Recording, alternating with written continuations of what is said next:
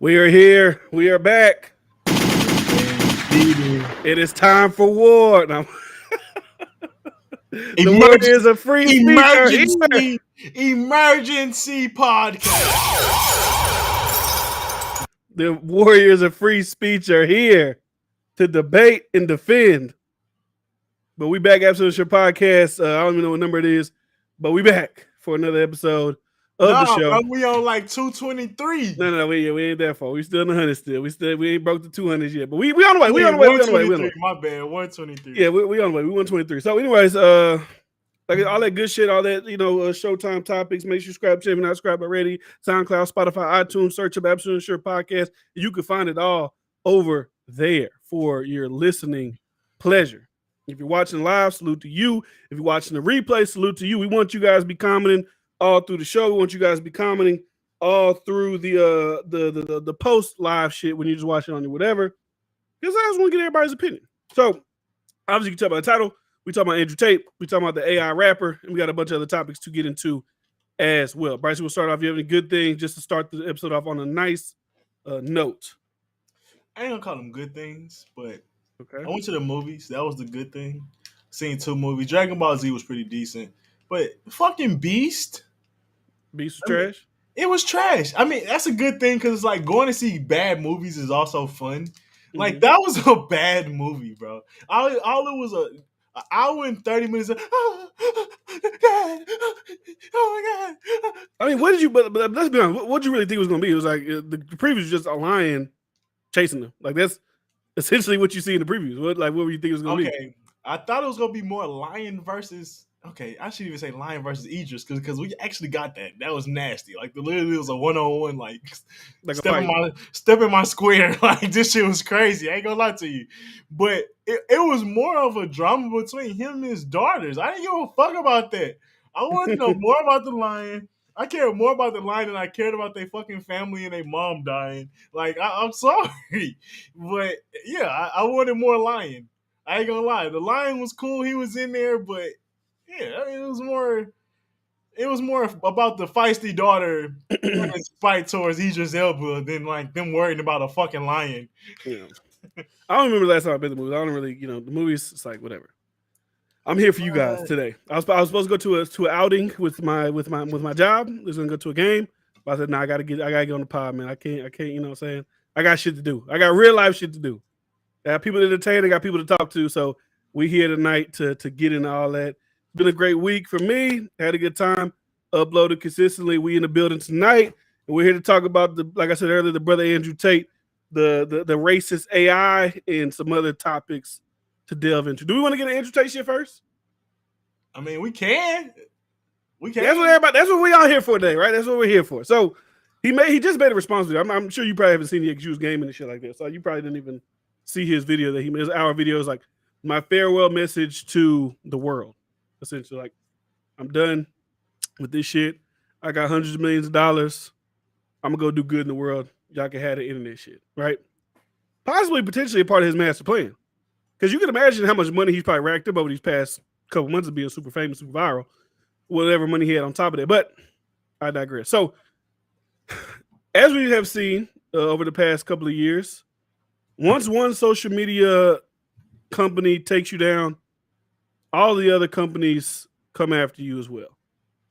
So first Facebook, well, Meta. So that's Facebook and Instagram. That's you get through into Facebook's the biggest social media just as far as numbers of active users.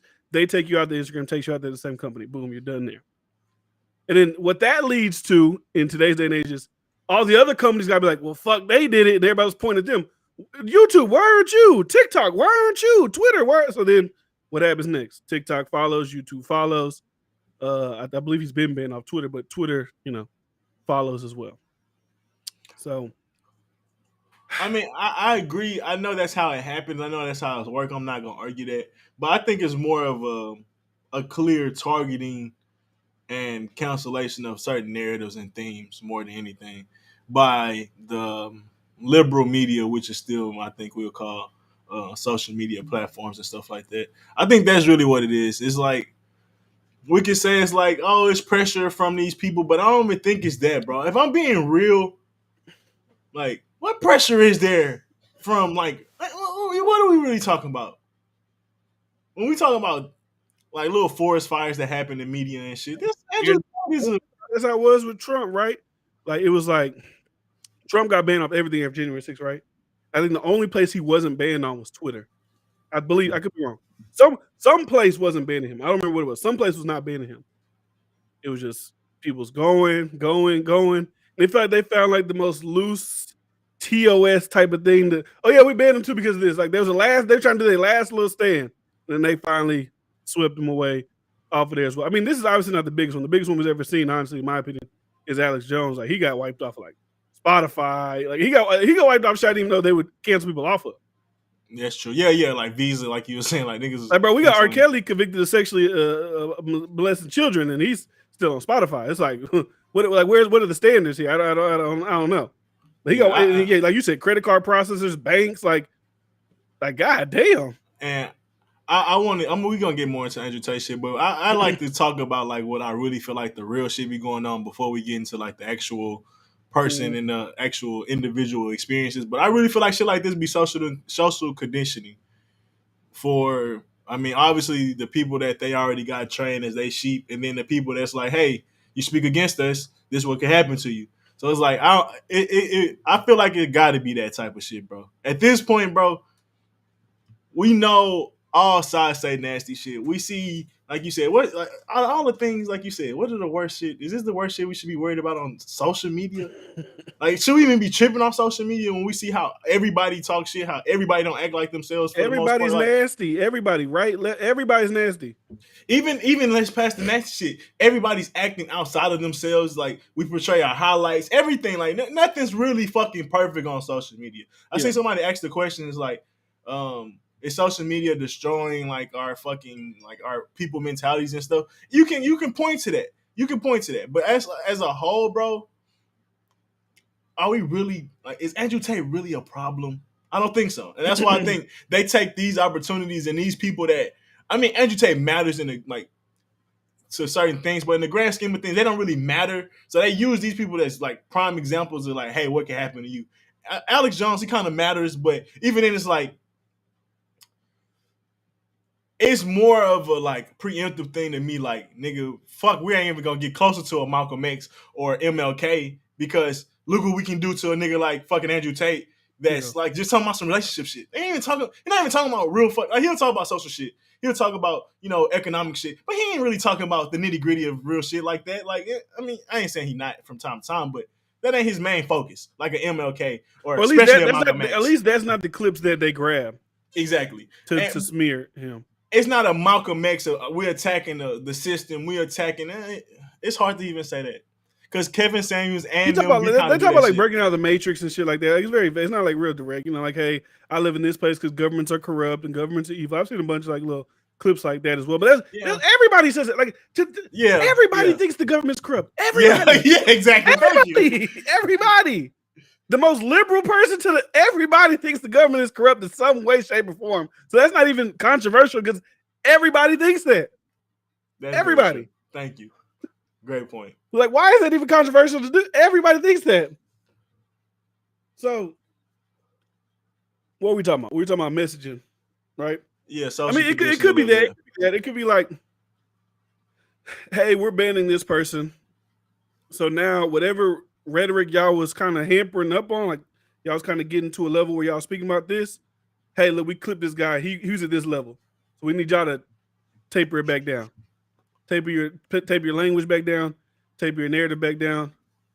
And I feel like when people are a certain like size as far as like audience, they can thrive outside of it. We see, I mean, really, to be honest, it's only person I've seen that's got canceled and still thrives is Alex Jones. Like, they say he's still making like millions and millions of dollars a year on his own site.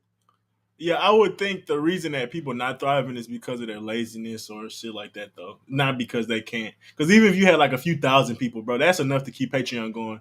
This dude, Chronicles of Judah, he stopped fucking with YouTube because, like everything he put up there is damn near deemed cancelable. So shit, he put that shit on Patreon. I'm sure he making way more than he ever made on YouTube. And it's like, so it's ways. I mean, he can go like the alternatives. Like there's plenty of conservative people who got banned off YouTube or like just kind of took a stand against YouTube and they moved this. There's a website called like Rumble, which is essentially just like YouTube, but it's like, on another conservative side, but it'll get blasted like full of racist and it'll get its namings or whatever. But you gotta make the alternates hot, honestly. Am I crazy? Have Alex Jones trended recently? Like he's trended within the last year since he's been Alex Jones canceled. always is trending. Still, right after he's been canceled, still, right? He's been canceled. They still talk about him. Yeah, so that's what I feel like honestly, before he got canceled, I feel like he was kind of dying down. But I feel like after canceling him, y'all probably made him stronger, honestly. Because he had that foundation. He got his own website. He got a place where people can congregate. I always say this all the time. I'm impressed by his website because if you go to his website right now, you still see he posted his full 3-hour show, and this shit get like 250, 300,000 views still. And it's on his own platform. That's a lot. If you can pull that many people on your own platform, and you're independent, you're gonna make some money. Question. What's up? Do you think like short term, of course, these like social media accounts don't really think about it, but like, do you think in the future, like they'll pay for like these type of actions? Not as far as like, not as far as like criminally anything like that, but just as far as like engagement. Same how like news media is today. Like nobody don't fuck with them as much as we used to because they like basically lost they credentials or whatever you want to call it. Like they lost their credibility is what I'm saying. Will they pay for what? Will like this have long-term effects towards like how people will like trust them and use them long-term? Like, of course people right now gonna keep fucking being on Twitter, but do you think it have long-term effects if they keep this up? No. You don't think so?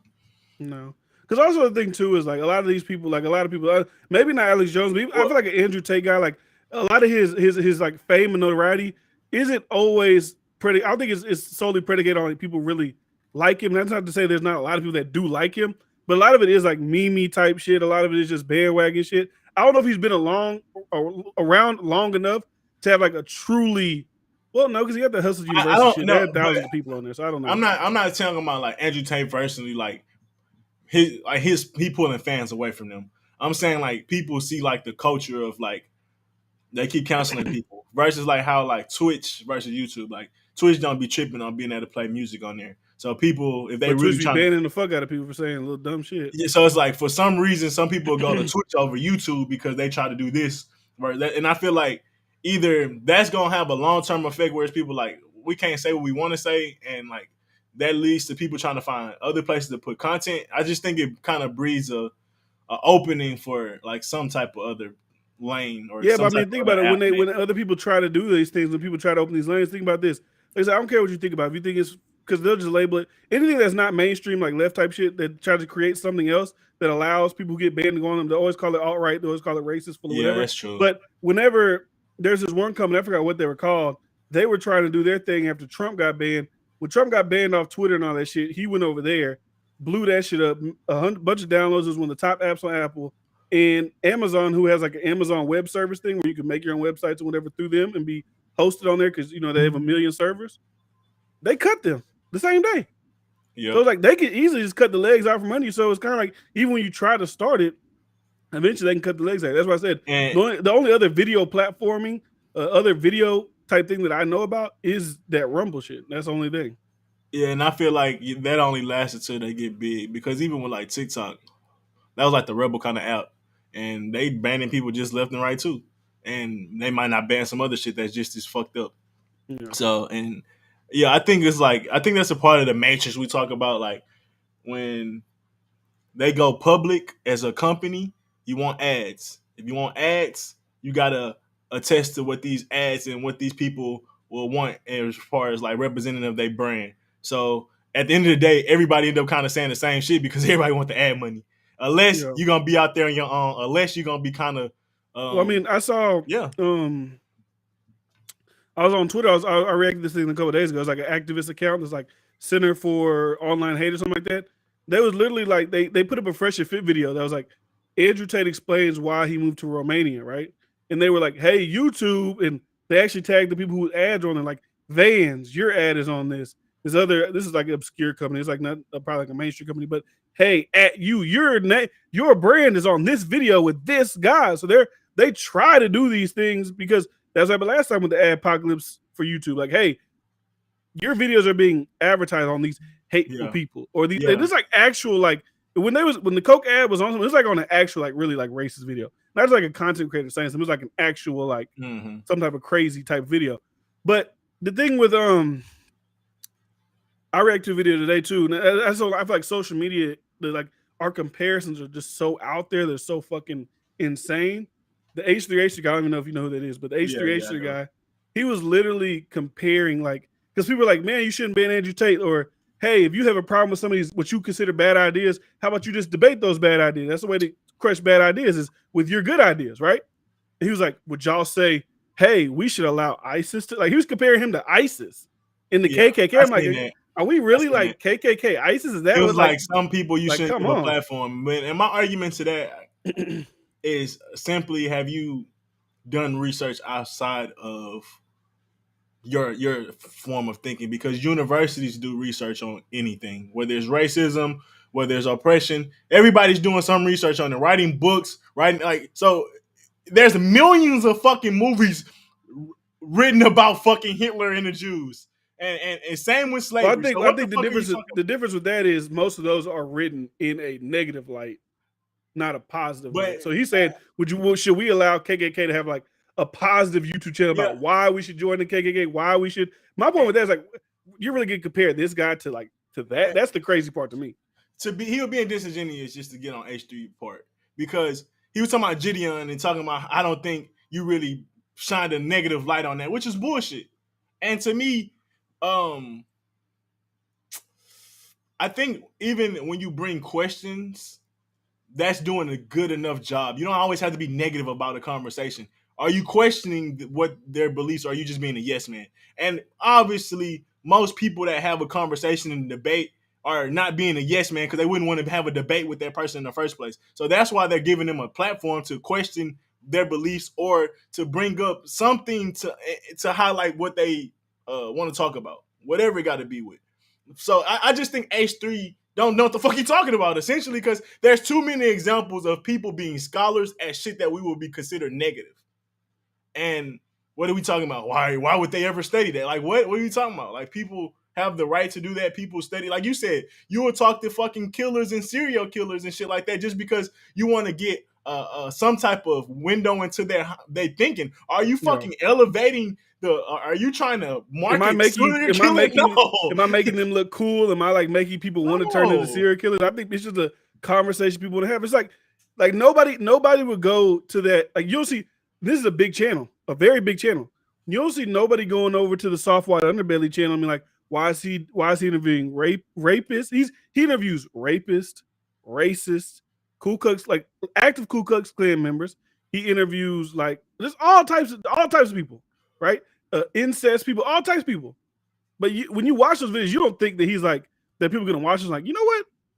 Incest looks all right. You know, these people ain't talking about it too bad. They're being a grand wizard KKK. Like, if anybody watches that and they're like, they get drawn into that, they probably wanting to maybe possibly get into that shit anyways. Most likely. Like, it's like anybody can watch a Gideon video and be like, you know, the KKK is fucked up. They hate black people. It's not gonna, nobody, if you watch that video and be like, hey, that KKK guy was kind of nice, I should look into, you know, maybe joining. You probably was ready to join some shit like that to begin with. You was probably already around some programming like that. Yeah.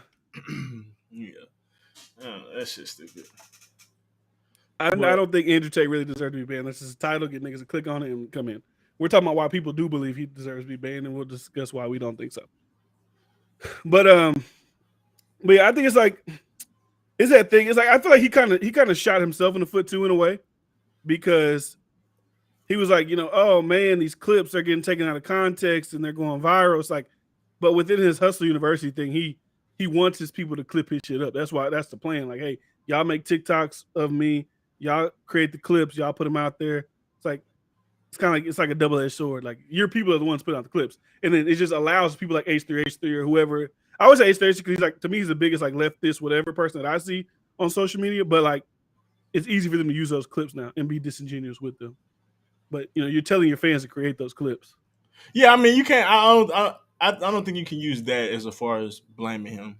Like, there may be some other reasons for him being like being a little too entertaining instead of being more logical and presenting the knowledge, maybe. But even then, it's like, do you really blame somebody because you know you gotta you gotta market yourself to the media that's, you know. I mean, I think you made a good point. That's why I was like, that's the drawbacks of media. Like, I feel like a lot of times when I talk about shit, I over explain shit too much. Because it's easy for me just to say something and then just let y'all just go whatever way with it. But I kind of try to butt that shit out, so I try to over explain shit. But that also doesn't really make for an entertaining thing. Like if I just say, "Hey, women should do this and this and this," and I just say it, let it live, let it breathe, you leave up to everybody's interpretations, everybody's conversation about it. But if I say, "Hey, I think women should do this and this," but you know what? Because of this, and I over explain it, I don't leave room up for conversation of other people to have. Well, it's a mix of what you're saying, and it's also a mix of, like you said, that clipping of what he said, because he'll have that entertaining bite that get everybody ramped up. Like, what the fuck does he mean? That allows him to be able to explain himself, because people like now enraged and want to hear what the fuck he got to say. So it's like it's a bit of trolling. That's a great trolling, and not like the trolling that people just don't want to fucking even entertain you.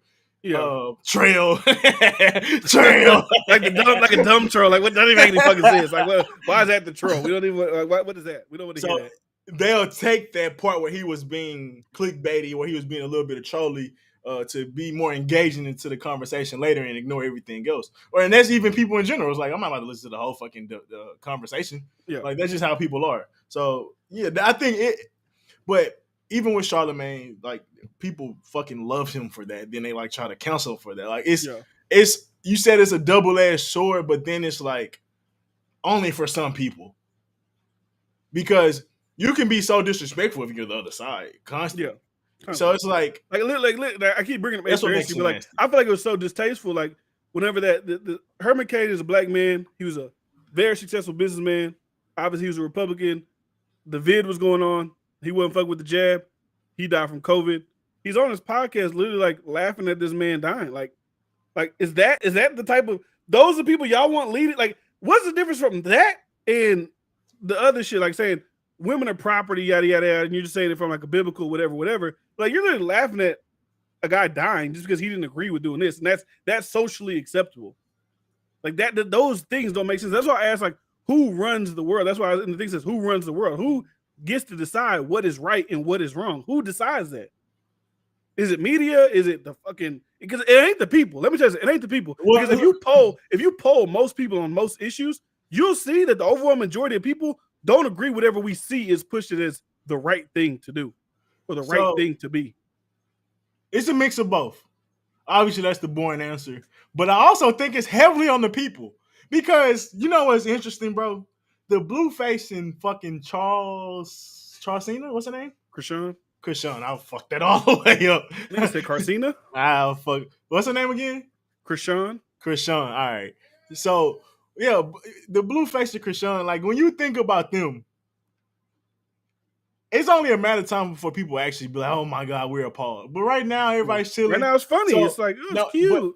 But no cops are getting involved. Nobody's like, you know what I mean? Like, she just got arrested. Well, they said for trespassing, but I don't know. But she was trespassing, but there's like no one's really like doing anything about it right now.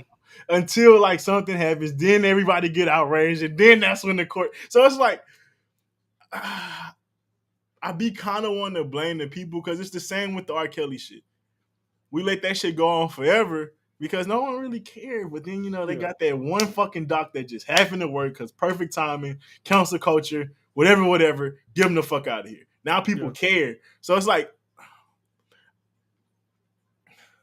but I don't know, bro. It's a mix of both, because I don't think people care enough about Andrew Tate. And I also think people don't care enough about the therapist as well that got fired from her job. Yeah. So it's like, to a certain degree, it's like some people really don't be giving a fuck. And you just end up being on the bad side of shit. Because you can be, I think that the therapist lady, just to get on her a little bit, she's on the right side of things. Like, she can talk shit about black men. She's a black therapist. Like, support black women. Like, she's on the right side of the fence. But she just so happened to just upset the wrong people, bro, and got her the fuck up out of here. So it's like, it's kind of people, bro, when you think about it. It's like, nigga, if you just piss me off the wrong day, nigga, like. But my point, I know it'd be people, like, but my point is, it usually be like a loud minority of people. It don't be overwhelming majority of people.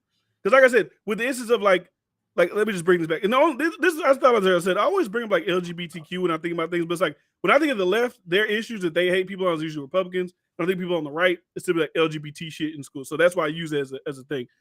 my point is like in the media when DeSantis put out that bill that was like the left called it "Don't Say Gay," right? And it was labeled as bad, evil, whatever, right? My point is if the most people that don't even pay attention to that shit, if we polled America about that bill, most people would agree that that bill is okay and they would want that in place because it states kids in second and third grade shouldn't be learning about X, Y, and Z. Well, but I feel like not enough people speak out about things, and there's usually the loud minority of people who speak out, and those people's voices get heard because most people ain't even give it. One, most people don't give a fuck, and two, for some reason, the people who are behind these people, Andrew Tate's, whatever, their voice isn't as loud as these people. It feels like that's what it is. I was about to say I feel like you was missing the point, but you ended up getting to it.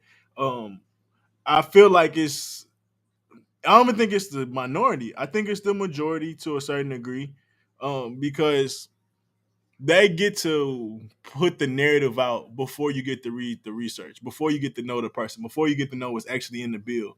So they already like kind of programming your mind to look a certain type of way or have a certain type of bias. And that's the same thing with Kevin Samuels or any of these other people that end up on the wrong side of things. Before you really get heard clearly, you were already getting clipped to be canceled potentially. And you already on the defensive, and most people not ready to handle the defensive when it comes to fucking media, bro. The media never loses. Social media never loses. Like, it's hard for you to come back from that a lot of times. So, which is trash. And you would think other content creators would be the ones to not indulge in it. They bitches. It's too easy for it to come to you. Anybody can get clipped out of context. Anybody. So you would think they're like, maybe I'm not going to do that as well, right? So I just want to go through these things. Like even for Andrew Tate, right? The clip you see a lot that gets posted about him as far as women is choke the bitch, slap the bitch, yada, yada, yada. That's the clip. But if you watch the full thing, he's saying if a woman is chasing you with a machete, but they chop that part off and then they just play choke the bitch, slap the bitch, throw it. It's like, bro, you're missing the entire like getting chased with a machete part. Why y'all? That's why I don't like you because everything's disingenuous. That's how I felt during the vid pandemic thing. It's like with like the Joe Rogan shit. Like he's taking ivermectin horse paste. Like bro, like but y'all ain't gonna tell people that that's actually a real like there's pills like that's a real thing. Y'all just gonna keep like lying and like y'all talk about misinformation. Y'all talk about misinformation so much. So why are y'all misleading? Like, I don't. It just doesn't make sense to me. If you give basic details about medical advice and things like that, it would always sound crazy. There's a lot of shit that you would be like, they use that for that as well as humans. Like, so it's a great troll, bro. Look at this. This is from The Guardian, right? This is a very like a big like internet newspaper, right? So they're just detailing things that Andrew Tate did. So I just wanted to go over a couple of these and go through them. So it says, he also thinks rape victims must bear responsibility for their attacks. I spoke about that on my show. How like I feel we've spoken about that before, and I always try to frame it in the conversation because it's easy for people to try to dismiss you when you say like, "Yeah, women should be more aware of their surroundings," because they'll just look at that. I frame it as what I'll tell my daughter is this, so she doesn't get in certain situations. That's how I try to frame it because I think that's the easiest way people kind of try to not take you out of whatever, and not shut you down. But then he also had a video where he said he dates 18 and 19-year-olds because he can imprint them. And he also said because they haven't been through as many bodies. I feel like you really break that down. Most men really don't want a woman with a lot of bodies. So you could assume that those girls wouldn't. Maybe not in today's society. They probably have been fucking a lot in high school. But that's men one thing. Typically don't. Men that have options typically don't date older women or women older than them. Yeah. And I mean, if men typically like younger women, of course, I mean, as long as they're legal, you understand it. I mean, yeah, that's just a thing. Yeah. That's men nature. Just like women typically don't date dudes or take dudes that's serious, that's younger than them. Yeah. They can either be their age or older. That's just women nature. That's just men nature. But this is the one too. So I want to just read this out. So it says, this is a quote from him in one of the videos. It says, "It's bang out the machete." They put that part. It's bang out the machete, boom in her face, grip her by the neck, shut up, bitch. He says in one video, acting out how he'd attack a woman if she accused of cheating, but not saying that, hey, baby, she's accusing me of cheating, but she's chasing me with a machete. Like, why are y'all framing it that way? It's like, you could just, like I said, just give me the story and let me decide, because y'all are trying to make people decide. Y'all are trying to decide for people by the way y'all frame shit. They're not journalists anymore. That's it's clear propaganda. It's clear narrative driven. It's clear like trying to control a certain script in a sense because that's not journalism. Journalism is like, hey, this is one side of the argument. This is another side of the argument, or this is one side of the problem. This is the thing that's blocking the problem getting fixed. Like that's how you become a active journalist, and you present the facts as factual as you can or as accurate as you can. They don't do that. They Yeah. they basically try to skew the lines and mislead you before you even get into it. They try to lead you to have a thought before you even read the article, and by the time you get out of it, they have even more like shit sprinkled in there to hate them even more. Like that's bullshit programming. So it's But even think about it. Even think about this. Think about it. So they have 3 scenarios in this article, right? So it's the bang the machete, getting chased with a machete. Most people can look at it like, yeah, if somebody trying to kill you with a fucking machete, even though you cheat on them, that's not. They're trying to make it like the cheating thing is the worst thing. Like because he cheated, she attacked him. Like, bro, no, it's a woman attacking a man with a machete. There's no really reason rhyme somebody should be attacking you with a machete. But then it says, then he describes throwing a woman's things out the window. And then the third, he calls an ex-girlfriend to accuse him of hitting her, an allegation he denies. He calls her a dumb hoe. If somebody lied on you, if you think somebody lied on you, right? In the work that's bad for calling me a dumb hoe if they lied on you. If they did, I don't really know the details of that story, but if she lied on you, and if no charges got brought against you, why would I not have the right to call her a dumb hoe? But it's because like they're trying to frame like, oh, he hates women. Saying he threw women's things out the window, TV, movies, social media. We see women throwing men shit outside all the time. Why is that? I just don't get why that's why are these the things that you're using in your article like to take them down? Like, those seem like regular shit if there's on the opposite side. Do you think after they make these articles and the little outrage that happened this week, do you really think people like? Do you really think there was like a mass amount of people that actually started to care and wanted to have him actually canceled, or do you think like they make up these like I don't even know. Like, it felt like it's random to me. Like, it don't like it comes out of nowhere almost. I think it's like most people don't. Even Most what you people said don't. with Alex Jones, like he was dying down, and then they canceled him. It's like he been has said this shit, so it's like I don't even understand. It's like no one cares.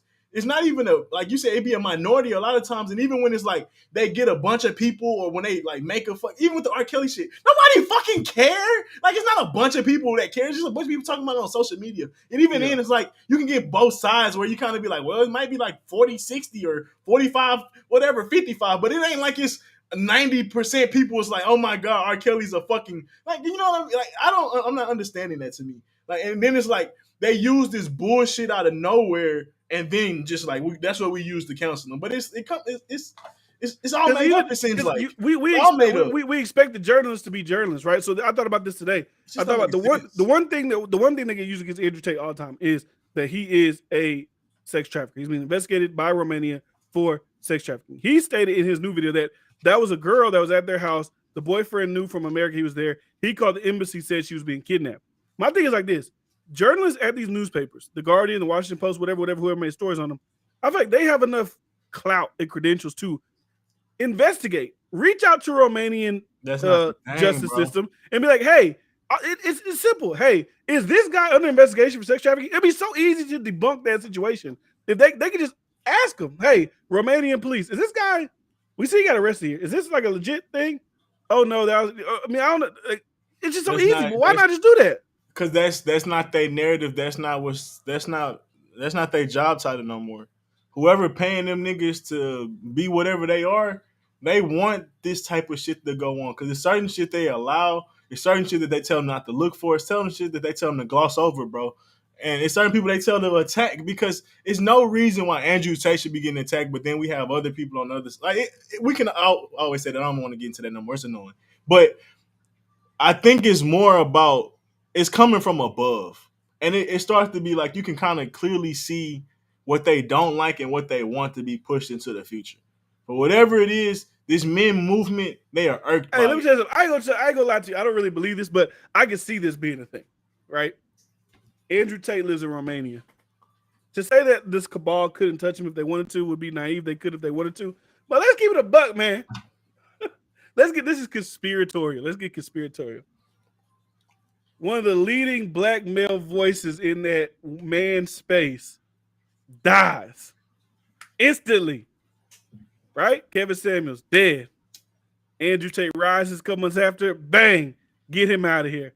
Is there some? Do y'all not want the men to, to start to look at certain things a certain way? Do y'all not want these man channels out there? Because it's looking a little, you know what I'm saying?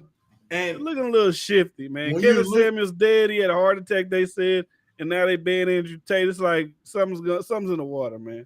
and even And I can guarantee you that Sneeko nigga, he's next after them. I don't know if he's a super like male, whatever is them, but he'll probably be next. He seemed like a perfect chaos being. He seemed like what do you call that shit? An implant or whatever you call them things. Like he seemed like they'll let that like nigga an stay. Agent. He like an agent. They'll let him stay around forever because he don't got no fucking vision. He ain't got none of that shit to me. But I feel like even with like you seeing what they let go, like and how they come at anytime you see men talking about shit, they be like, oh, look at all this woman hate, look at all this shit like that. But then we see it, women can say pretty much anything for the majority. We see the woman get canceled recently, but for the majority, you see that. And then I also feel like I seen this tweet recently. She was like, I'm just tired of black men and black women attacking each other. And I know there are black men attacking women, like as far as like social media and shit. But I know for the most part when they say that, they're talking about red pill dudes. And I don't think red pill is attacking or is misandrous. Maybe I'm wrong. Misogynist, my bad. Maybe I'm wrong, and maybe they do have elements of it. Maybe whatever. I don't know. No, fuck that. I don't think red pill niggas hate women. Fuck that shit. I'm not even about to entertain that shit. I don't believe it. I don't think a nigga would create a channel on how to get women hate women. That's just fucking stupid. It don't make sense. But I actually see like a lot of the hate. But it seems like just because men try to hold women accountable, but then we actually see hate on one side, we gonna lump men into hating women too. But I don't be thinking that. I don't be seeing that. And it's not as prevalent for sure. And I don't know. I just think that shit is all a form of like, you see what the media like to allow. And it's okay to hate men. It's in Wonder Woman throughout. Almost every man in the Wonder Woman movie was an asshole or basically a villain type dude. Or was a creep or like a peeping Tom type dude if you ever watched the new Wonder Woman. And it's plenty of those movies where every man is a fucking villain. So I don't know, man. I think also seen a tweet. It was basically talking about how the young men is the biggest threat to the society. And I feel like that kind of going to what we were saying. Like I think that's the attack. I think that's the conspiracy theory on why they counsel these type of dudes that may give a little bit of game or a little bit of guidance.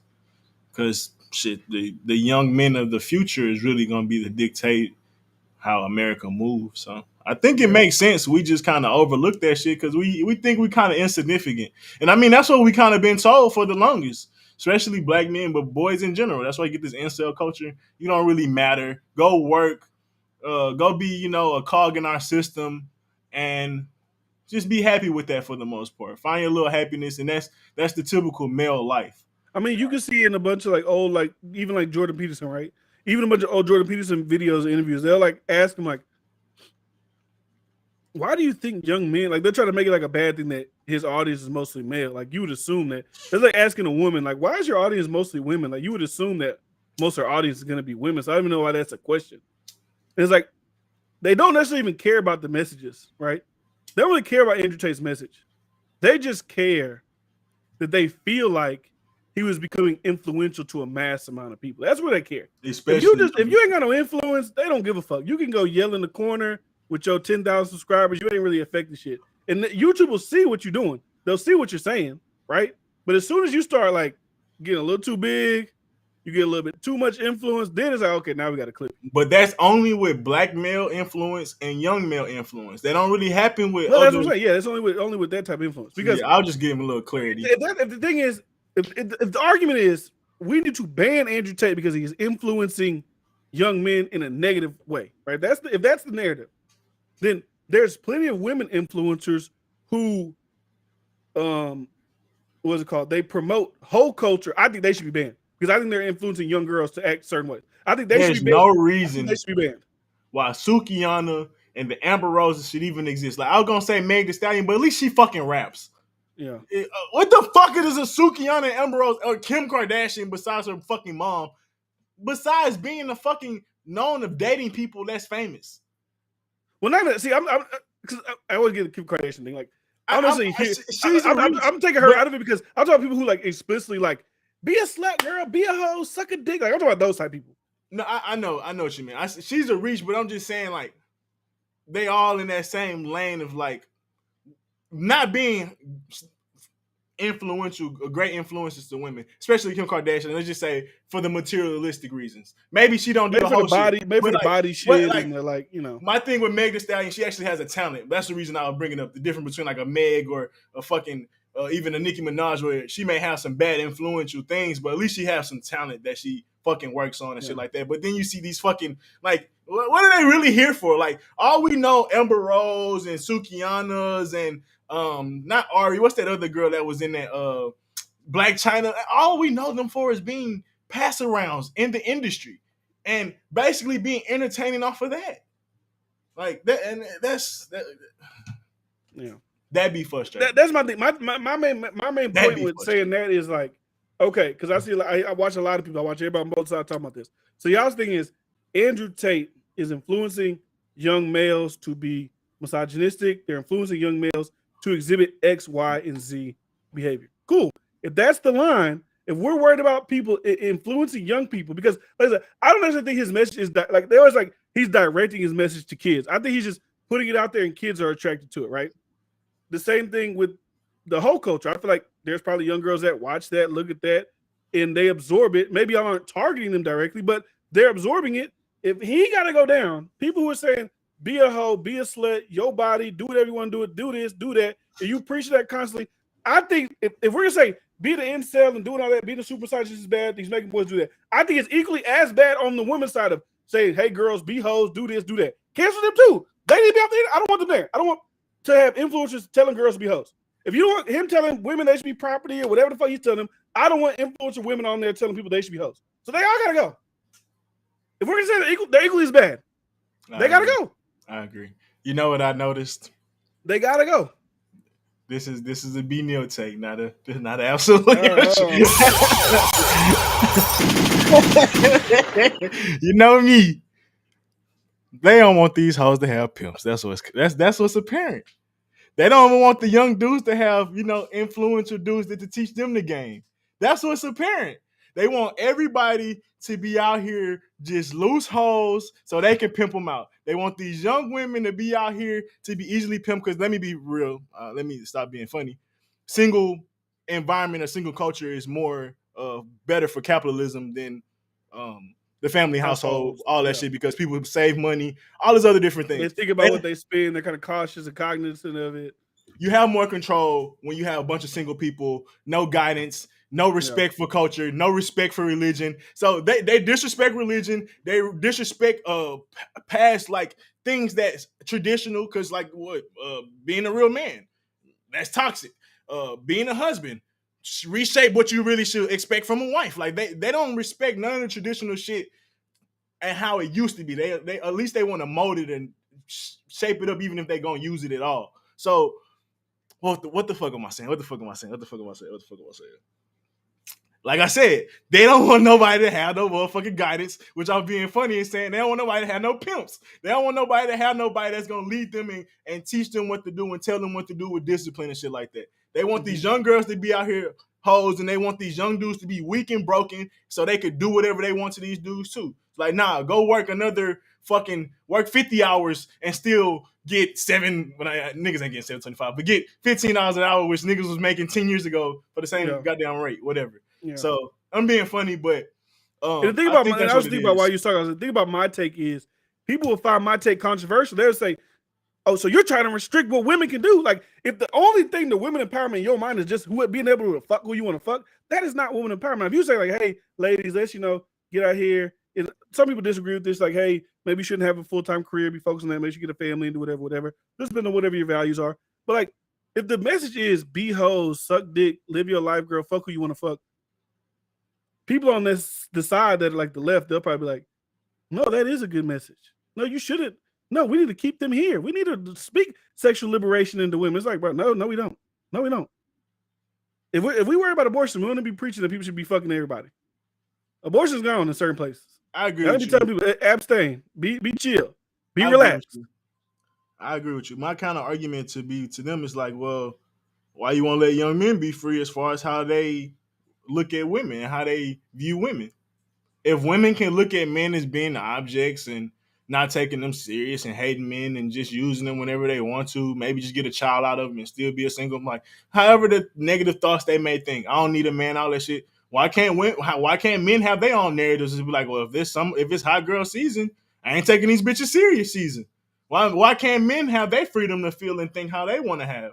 It's like it only go one way, and then it goes into what you said earlier. Is because for the longest women haven't. There's been no history where women ever had power, and it's just a bullshit argument. We've talked about this before. How women have been able to have power even when they couldn't vote because niggas listen to their woman. Niggas want to like come on, bro. Like niggas love their woman. Like you ain't just about to be disrespectful to somebody that you love. Like Andrew Tate said it. A nigga ain't slaving in a cave for 12 hours straight to be like, how can I go home and oppress my woman?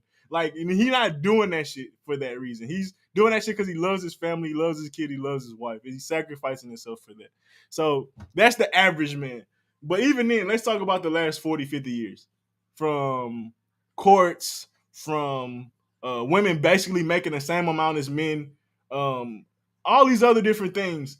Women have power now. If you wanted to get a divorce, you're going to get something depending on the type of man that you're dating. If you got kids, you're going to get something from them or the government. Like, women have rights over the last 50 to 60 years. Yeah. So to act like we're going to ignore that part of history, because they're like, oh, historically. Even then, I can argue and pick at that shit even when you talk about past that. If we can, are we going to ignore the last 60? That's been very influential to how most of our women think, because let's be real, the last 60 has been very different before the last 2000. Like this last 60 has been very elevated and very different from technology, from communication, from technology. The last 60 has been very fucking different. So to act like all this shit is lumped into that shit is also fucking delusional. That's let's be real. To a certain degree, because slavery. I feel like a nigga will be like, so, how you feel about slavery? You feel like that's still lumped in, bitch? Nigga, you can see motherfucking drug trade. I mean, what's the war on drugs? Nigga, there's shit all in between. Nigga, stop it. Prison. Yeah, there's still shit going on. All right, nigga. All right, I just had to argue myself. I'm sorry. No, but, you got it. But being funny. But now, like I said, you brought that up before we started this podcast about women don't have rights and stuff like that, and that's just disingenuous. So it's more of a like. Well, he said not necessarily they don't have. Well, I guess he said the structure of power isn't to where if women are bashing men structurally, systematically, they can't do nothing to oppress men. So let them have fun. Let them talk shit about you. Women can talk shit about men. He's fat, small dick, short, yada yada yada. This that. But God forbid you say, you know what, she's not that attractive. I wouldn't want to date her. What? You're being a sexist? It's like, whatever the fuck. It's like, bro, we gotta stop the shit. It's childish. It's very childish. I'm fair on all sides. I made a video the other day where there was like a Berkeley student union or something. They said, no white people allowed here. And I was like, no, hey, that's kind of fucked up. We look at Flying Low says cool. He said, fuck it. You know, said we got our own shit, fuck him.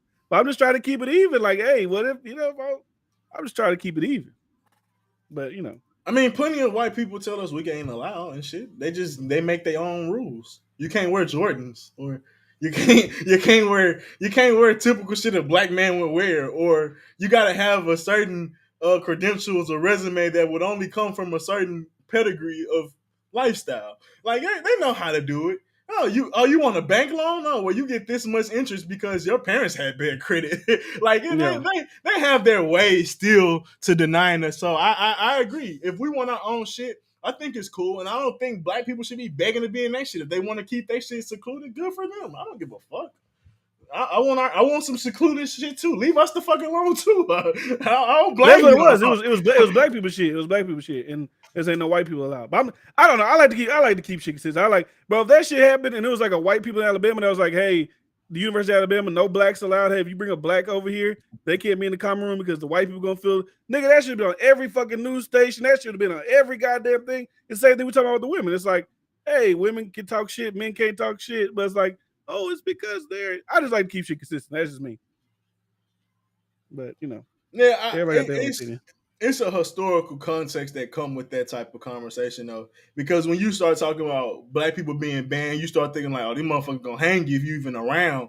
Like, ain't nobody gonna harass a white person for being around the campus. They just gonna politely ask them to get off the campus. But like, if a black person happen to be around the campus, you feel like if they have that rule, you may get fucking be missing type shit. That's the different vibes I feel like. So I understand what you mean with the fairness, but I feel like also it comes with a lot of historical reasons why you'll look at why white people having they reasons for wanting to be secluded versus like black people.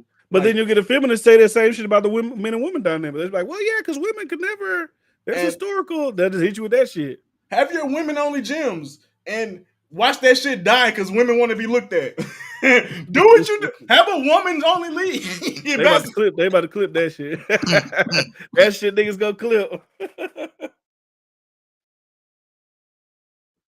Damn, nigga, you all right? You cut your mic off? Yeah, because I was coughing and laughing. That was too loud. Damn. I mean, they could clip that, but I'm just being real. I mean, we can get off of this, but there's a bunch. I was thinking about it's a bunch of stupid conversation between men and women. It's like I'm so tired of every 3 months they bring up the fucking like LeBron James makes more money than every WNBA player combined. Like, duh. Why the fuck do we keep having that conversation? Duh. You're not gonna social justice money into the WNBA. I'm sorry. It don't matter how many people you try to get behind. Damn, he makes more money than everybody combined. You're not gonna social justice money to them. How about you just go watch their shit, go and buy their jerseys? That's how you gonna get the money. You're gonna social justice your way into getting these women millions of dollars. You're just not gonna do it. The funny shit is he probably makes more money, like brings in more money for the league than the WNBA makes. And then the second shit is, nigga, the WNBA wouldn't even be around if the NBA didn't make it. Literally, a men's league made the WNBA. It came. And you see all the NBA niggas like they stay like trying to like you'll see them tweet like, dang, did you see at whatever WNBA player? Man, they're trying to like, come on, y'all niggas ain't really watching that shit, bro. I ain't trying to hear that shit. It sounds good, but y'all niggas ain't really watching that shit, bro. And you know what I hate? If they make it worse for themselves too, because like Bleacher Report will like post a clip and they'll like tag it with their other like their women's page, and they'll be like a girl going down a dunk, and they'll be like she barely grazes the rim, and then the announcer be like, "What a jam!" It's like, bro, stop playing them. Y'all know y'all put that shit on social media, niggas are clowning. Like they call it sexy, but bro, honestly. Drop the rim a little bit. If y'all want them to start slamming that bitch, drop the rim. In the Olympics, men throw 16-pound shot put, women throw 8-pound. There's a reason for that. Because if them women had to throw 16-pound, them 70-foot throws they give with the 8-pound would probably turn into like 30, and that shit ain't that great. That's just not that spectacular. Lower the rim down. Like, let's just, like, come on. What are we doing here? That should be fun as fuck. Like, lower the rim. Let them start trying to do 360s, windmills, something. Like, they be barely dunking it. And then they be like trying to make it like it's the most crazy thing in the world. Like, whatever it was, 10 feet? It's 10 feet, right? In the NBA or something like that. Drop that bitch down to 9, at least. Nah, give them 8. Let them. 8 might be a little too low. But you gotta think that make a center look like a center. Like if a girl's 6'7", she a center. She could just like a Yao Ming could or a Shaq could. All they gotta do is put their hand up to the goal and grab it. And I feel like that's what maybe 9 foot. Make them jump a little bit. But I think, a center don't have to jump to touch the rim, and I think that's what it should be. A woman, if she touch a center as a woman, 8 foot she should be able to touch. 9 foot, I think I can't touch 9 foot if I just stand up, and I'm 6'2". So 6'7" maybe, but no, I think maybe not 8.5. Give 8.5. 8.5. Bro, let that shit First of all, nobody's really watching this shit to even really see the change. It ain't like people getting demoralized. Like, oh, they dropped the rim. It's like I said, it's like saying like even like when you think about hurdles, right? We used to be I didn't run hurdles in high school, but like you would see hurdlers, right? When the men run hurdles, they lift it up a little bit. When the girls do their hurdles, they drop it down. Like that's in every sport that has the same male and female competitors. Always a different. Like y'all made the ball smaller. Cool. Now drop the rim a little bit. No bullshit. I would want to see a girl dunk on another girl. Like that. Like bro, we want to see you get posterized. That may be lit, bro. Like you ain't getting posterized, barely grazing the rim. Like that, they're both at the rim. I want to see women. See women ain't getting mad enough. And the thing about that is, Like you see, like when LeBron like chases somebody down and blocks a dunk, you're not gonna see that in WNBA because most women can't even get up there and touch the rim. We want to see some chase down blocks. Y'all gotta make this shit more interesting, bro. Y'all gotta do all that shit. Yeah, like we need passion. You dunk on somebody, motherfuckers get mad when you get dunked on. We need more passion. When you seen a WNBA fight? I don't know. I think I saw one like a couple weeks ago. Oh shit. I think I seen one a couple weeks ago on the thing. But those are just the things that you could do to make it better. Stop complaining about LeBron makes this much and they make this much. Yeah, nobody watched it. Lower the rim a little bit. Let's have some posterizations, not some barely skimming the rim dunks. Like let's lower the rim, shit exciting, and make the court smaller so they can move up the court faster. Like make y'all look more athletic. Let's put y'all in a place that make y'all look as athletic as possible. We don't need y'all running the same length because a woman running up and down the court, and LeBron can do that in what they said 3.5 seconds. I seen Sports Science, nigga. A woman do that shit. I see Giannis go from half court to the rim in 3 steps. A woman do that with nigga. She gonna take about 8 seconds to do that. Come on, bro. Let's do things that's gonna make them look. But I think it's like I think they really fear that it's gonna like demoralize them. It's like, bro, it's not. It's gonna make it more interesting. Facts. But that's sexy. Nigga, you see Gilly out there? That nigga Gilly just won a 3-on-3 tournament. Nigga, that ain't full court. That nigga felt like a fucking king. He was hitting them. I ain't gonna lie. But all right, man, let's get off of this shit, man. Let's talk about this latest. Let's talk about this AI rapper that everybody's talking about today. You frozen? Oh, I thought you was frozen. But like an old ass nigga got the thing. Yeah, back in my day, I was Yep. But anyways, AI rapper. What have you seen about this AI rapper? I mean, I just seen the little skimmings of it as far as like there's a white dude that created it. I think he's on Atlantic, I believe. Capital. So I mean, it's funded. It's an industry thing. I think it's they got him saying nigga.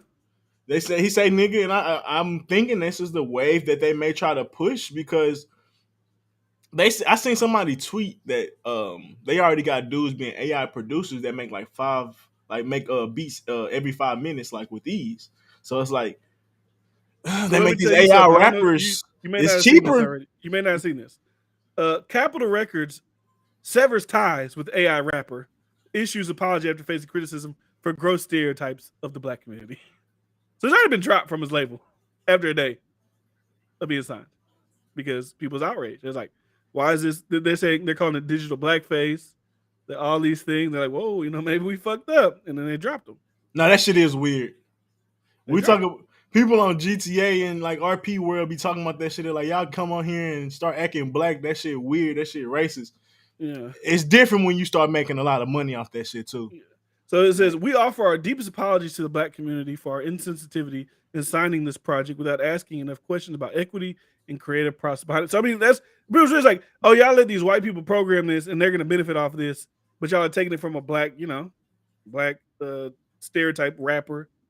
He sounds like 6ix9ine. I mean, 6ix9ine's whatever, but he sounds like 6ix9ine. Whenever I was listening to the little video I saw, I feel like that's what they mirrored him off of. They said, just like in hockey, I don't see niggas. I said, what? That's the bar? That's crazy. I didn't get it at first. But I think I feel like that's the way labels would want to go. You don't got to deal with people. You keep all the money because it's not a real thing.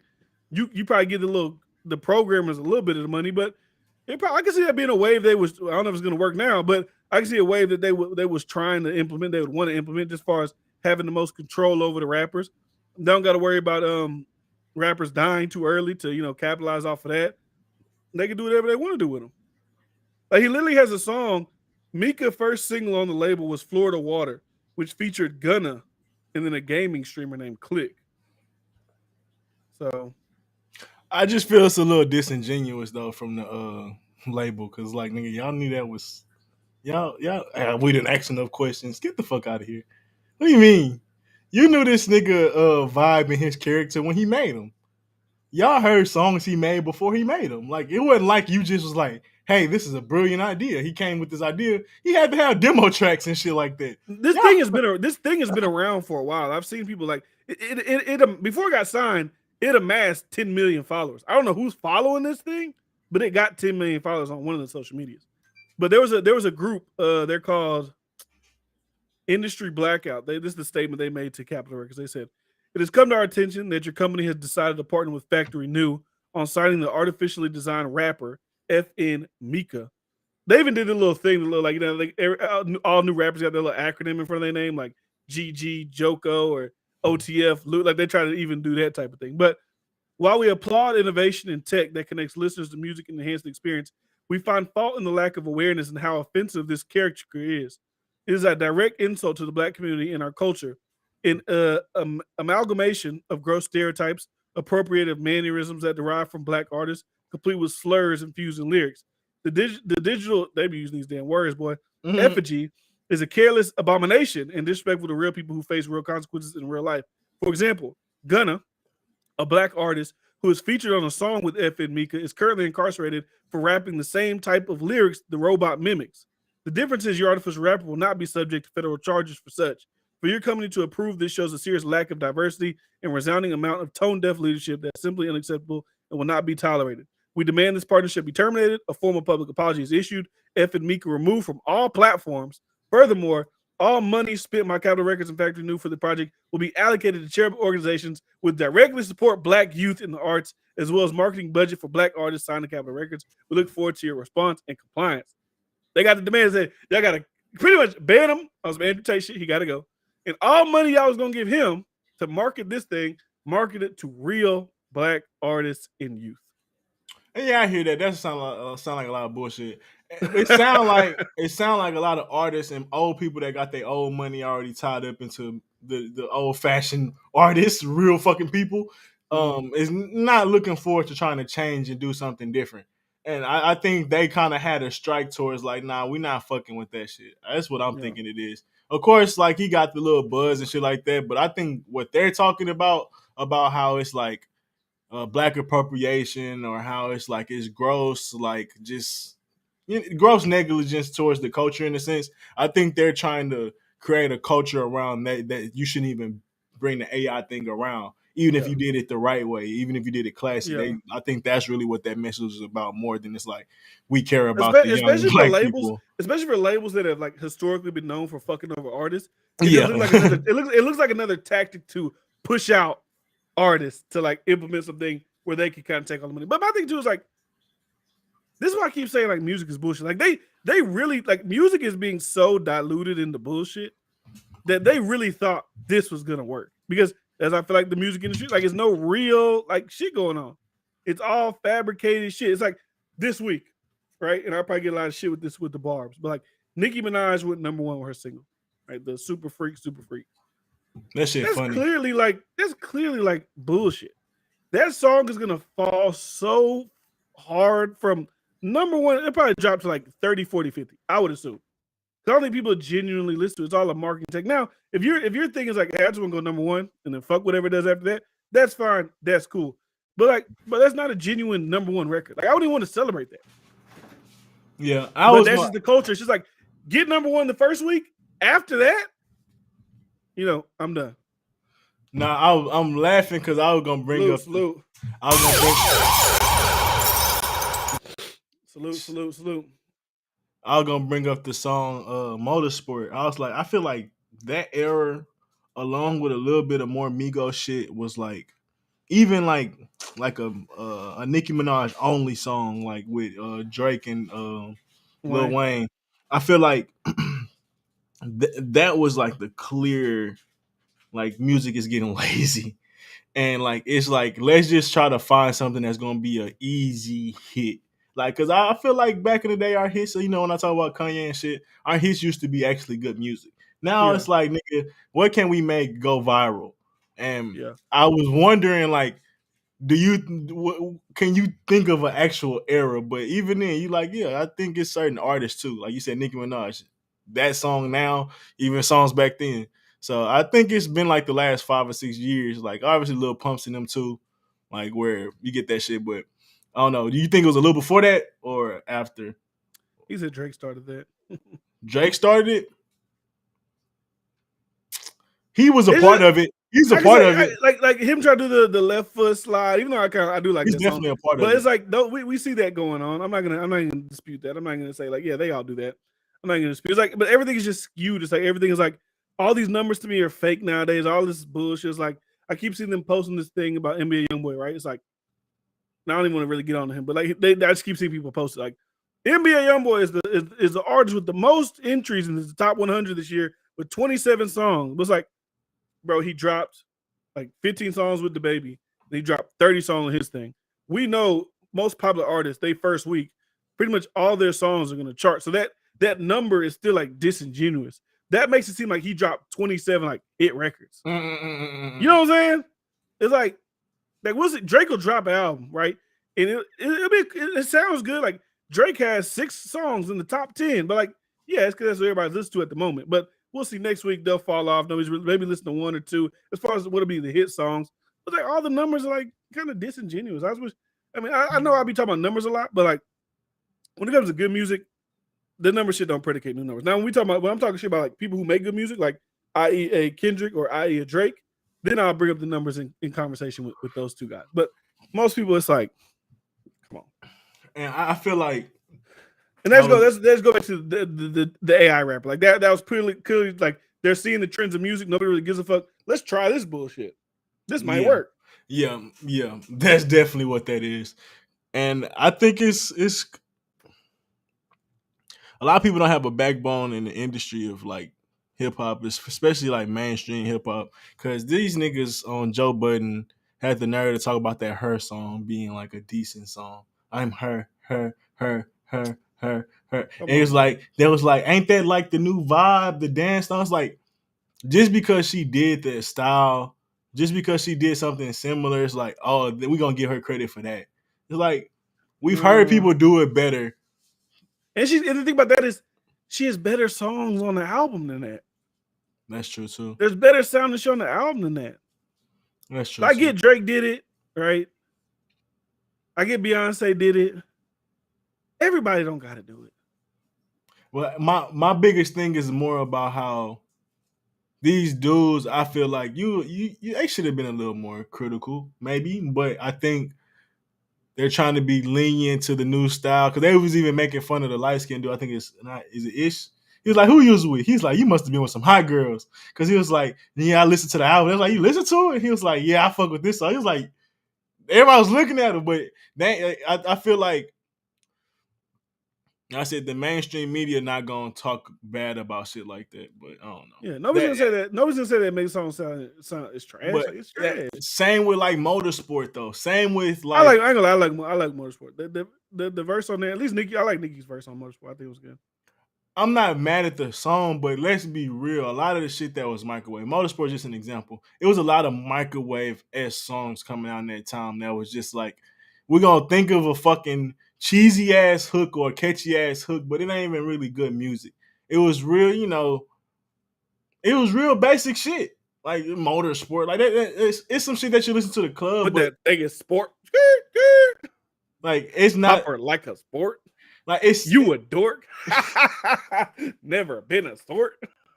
Pull up skirt, jumping out the sport. In New York. When you say it like that, we gotta break it down and do something like that. It's kind of trash.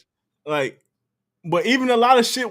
So that made me bring in like the Migos. There's always been people like that. It's always been people that made music like that. They've been more like one hit wonders though. Migos made a career off that though. Would you acknowledge that, or would you acknowledge that music being decent? I ain't gonna lie, I like the Migos shit, man. I ain't gonna lie. You can like it. I like the Migos I think they make good music. I think they got like legit hits. When they got hits, I feel like they're legit hits. Man, their verses ain't feel like it was good hits. Well, you wasn't playing the right shit. We already acknowledged that. I ain't gonna lie. We already acknowledged you wouldn't play the right shit. The shit that y'all said was the right shit. You missed a lot of shit with the Migos. The shit that you said was the right shit really ain't hitting like it's like we talking about Mama Versace. We're talking about Versace. Like no, we talk about Versace with Drake on it, not with just them on it. But that was like the thing about they didn't get popping till Drake popped on it. Maybe in Atlanta that shit was popping, but the first time you heard Versace, Drake was on it. The most people heard Versace first when Drake was on it. And Quavo doing that Versace shit wasn't that long. I disagree. You play shit in verses. He was saying Versace for like 3 minutes. I disagree. Hey, that's that fine. song was out for a minute mainstream before Drake hopped on. So was Tuesday. When the first time you heard Tuesday? Nah, I ain't hear that whole till. I didn't hear that song until Drake got on it. I ain't feel it. I heard Versace. You would probably poll most people. They did not hear the Versace song with the Migos until Drake hopped on it. Oh, maybe them, not me. But I didn't even know who the Migos were until that. Nah, you lying. No, I'm not. You was listening to them way before that song came out. Heard Versace was like the hit. They broke them out. I've never heard no Migos shit before that. Okay, maybe I'm tripping. They had another song that was like Trap House Jumpin', but I didn't hear that until I heard Versace. We was in high school when that came out, right? Versace? I don't know. Maybe. I don't know. I don't remember. I know we was listening to Migos same time we was listening to Young Nation. Oh yeah, because I said they stole. We talking about like they felt like they stole their little style. But yeah, maybe. But I feel like the first thing I heard was Versace with Drake on. That's first. I don't know. That's not my point though. My point is, even if it's good music, even if you like it, could you acknowledge a big portion of their like catalog is like microwave-ish? No, yeah, I can see that. But I mean, I feel like with their catalog, they got a lot of shit that I like listen to. Do you think it's hard for me to call it microwave? Do you think it's definitely microwave? It's definitely microwave. Because even with 50 Cent, like 50 Cent made club shit, but it's like that shit's still great fucking music. Like we could say Migos shit got a lane, but even then that shit value only goes so far to me when you talk about listen to makes microwave music. I was gonna ask this. But like, if you was compare Lil Jon club music to like Versace shit, like or Migos shit, I'm taking Lil Jon prime shit, or T-Pain like prime shit, like even though it may not be like the hardest club shit. But yeah. I was gonna ask this: are there any other like dudes that we love that's like majority or a good portion is mainstream? I mean, my bad, microwave. But Future, to answer your question, yeah, I think so. Yeah. Anybody else that I like that makes microwave music, but actually big though, like a Cardi or Nicki though. I ain't talking about like J. Cole, Kendrick. They out of this conversation for sure. Yeah, they're not in that conversation. I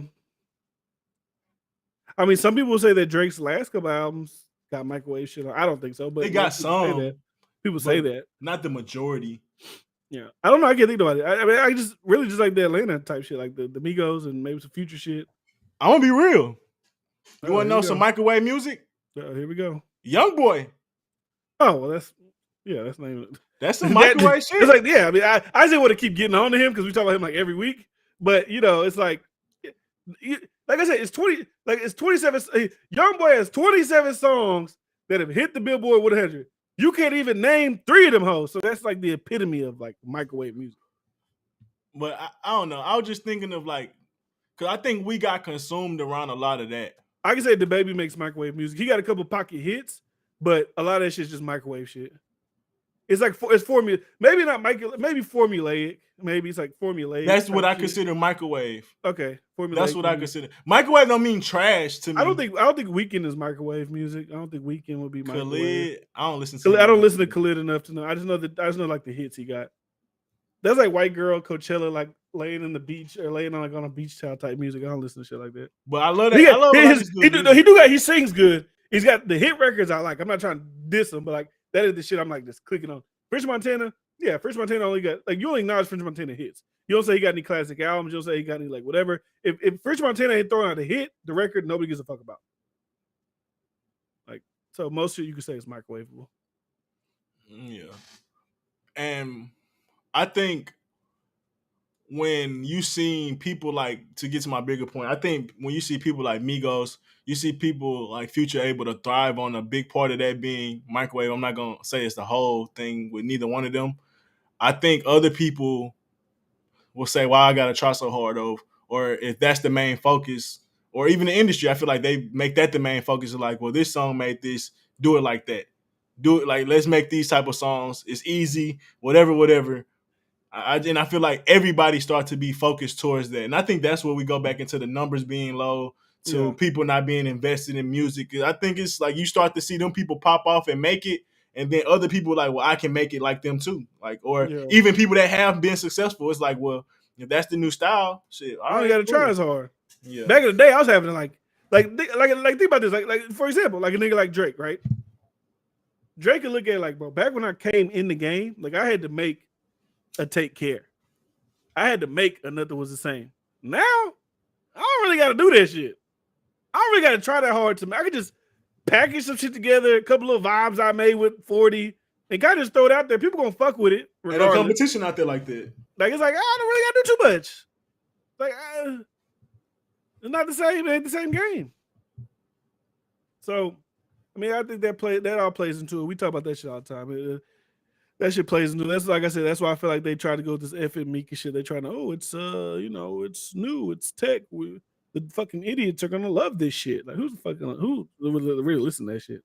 That felt like some TV like that was like a TV like side show episode or some shit. Like I don't know, that shit just felt weird. Like there's no way. You mad, man? Why you sending a 50? What you mad for, man? Why you sending a mad 50? We thankful, but why you mad? I appreciate it. What you got a mad 50 for? But anyways, he'll tell us why he mad in a second. But yeah, I mean, what was talking about the music thing? I feel like I had a point about the music shit. I just can't remember it. Microwave shit like that. Yeah, I feel like people don't really care anymore. There's no need to. Just as long as you can get like maybe like 1 or 2 songs off your album to like kind of hit, you'll be all right. If you just get 1 or 2 songs, you can hit. Oh, that's why. Okay, max out. Like no worries. We know you consistent over here, big dog. No worries, my brother.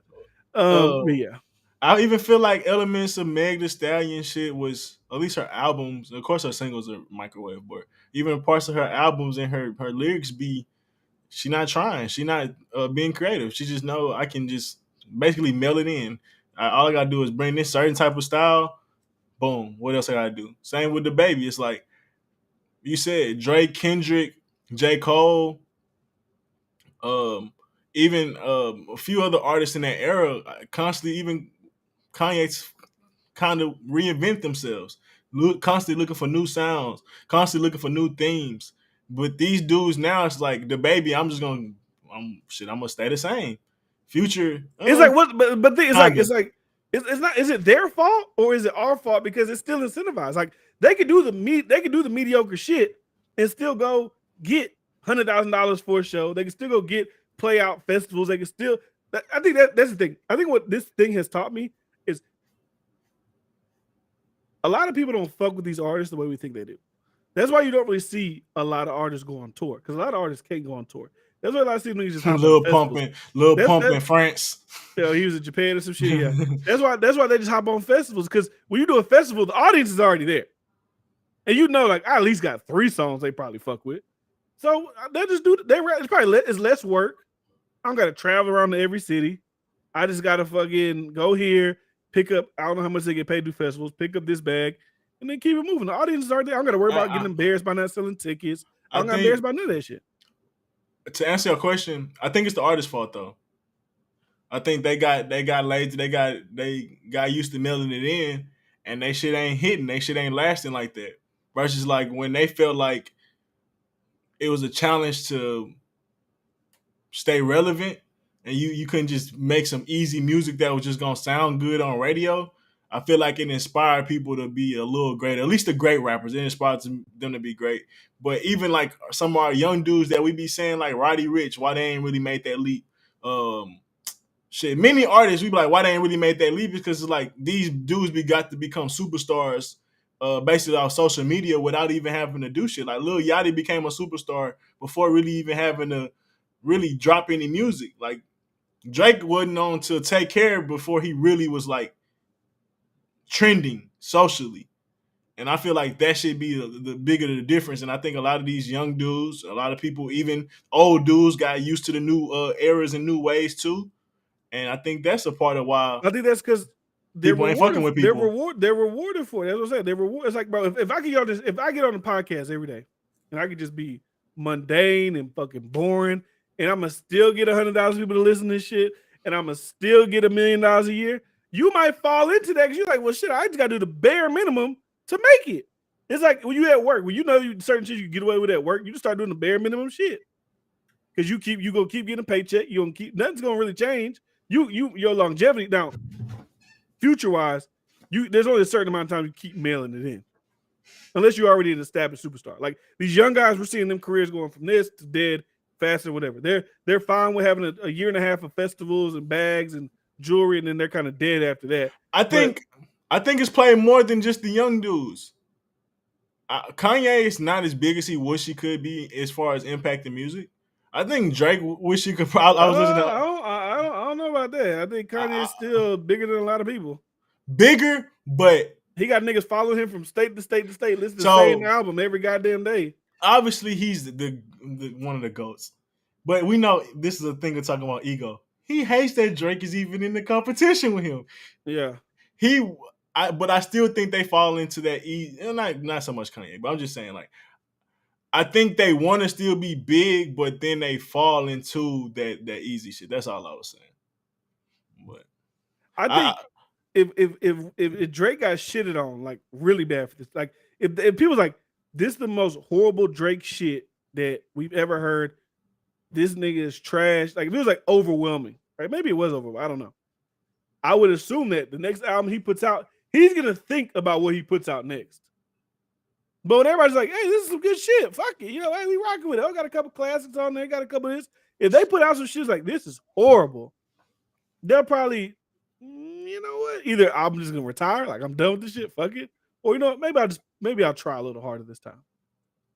Maybe I won't experiment as much. Let me go back a little bit to my bread and butter type shit. So I guess I had lost my point, but I caught it back. So what you said, like these artists are basically just fall off out of nowhere because, like you said, they're mailed in too many times, and I think that's the culture not making them be competitive as soon as they have to come in. So they start getting lackadaisical. But then I think like people like Meek Mill, for example.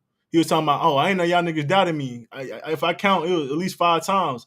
But I don't think it's a doubt. I just think it's you got lazy. You wasn't as creative. You wasn't as focused on being like you was when you was in your prime, where you wasn't it wasn't a time you couldn't listen to the radio and not hear Meek Mill. Yeah. So I think they all kind of succumbed to that. I feel like he just had that though. Like Meek Mill? He just had that, I would say, quote unquote, not fall off with, and this is my opinion, with the new shit. Because Championships, they had radio hits. That shit I think that was a great album. But the new one kind of fell on his face. Don't got too many hits from it. Don't have too many shit people replaying. So like him thinking that he was getting doubted, and this is, I see in my chat a lot of people be shitting on Championships, which is fucking ridiculous to me. But in my opinion, his little fall off, you would call, just happened on that last album. Okay, so I hear what you're saying, but I'm comparing it to like, right? So what you're saying is like they have a great legacy. What they've done so far has been good. Even with like Meg Thee Stallion, like who will really complain about being in Meg Thee Stallion shoes, or Lil Yachty when I talk about how they got, their hearing gone kind of a little bit. Famous, they doing good. My thing is, if when you look at the trajectory of Meek Mill, you would think he would want to be just as relevant as Drake. Like that was his peer at one point. Same with Future. Like they was his peers at one point. You would think they want to stay on the same plateau and level. That's why Drake be like, I'm looking down at y'all. I thought y'all gonna see at the top, nigga. Nah, I'm at the top, nigga. What the fuck? Y'all got me fucked up. Y'all misunderstood what I was saying, type shit. But I think that also has to do with the personalities.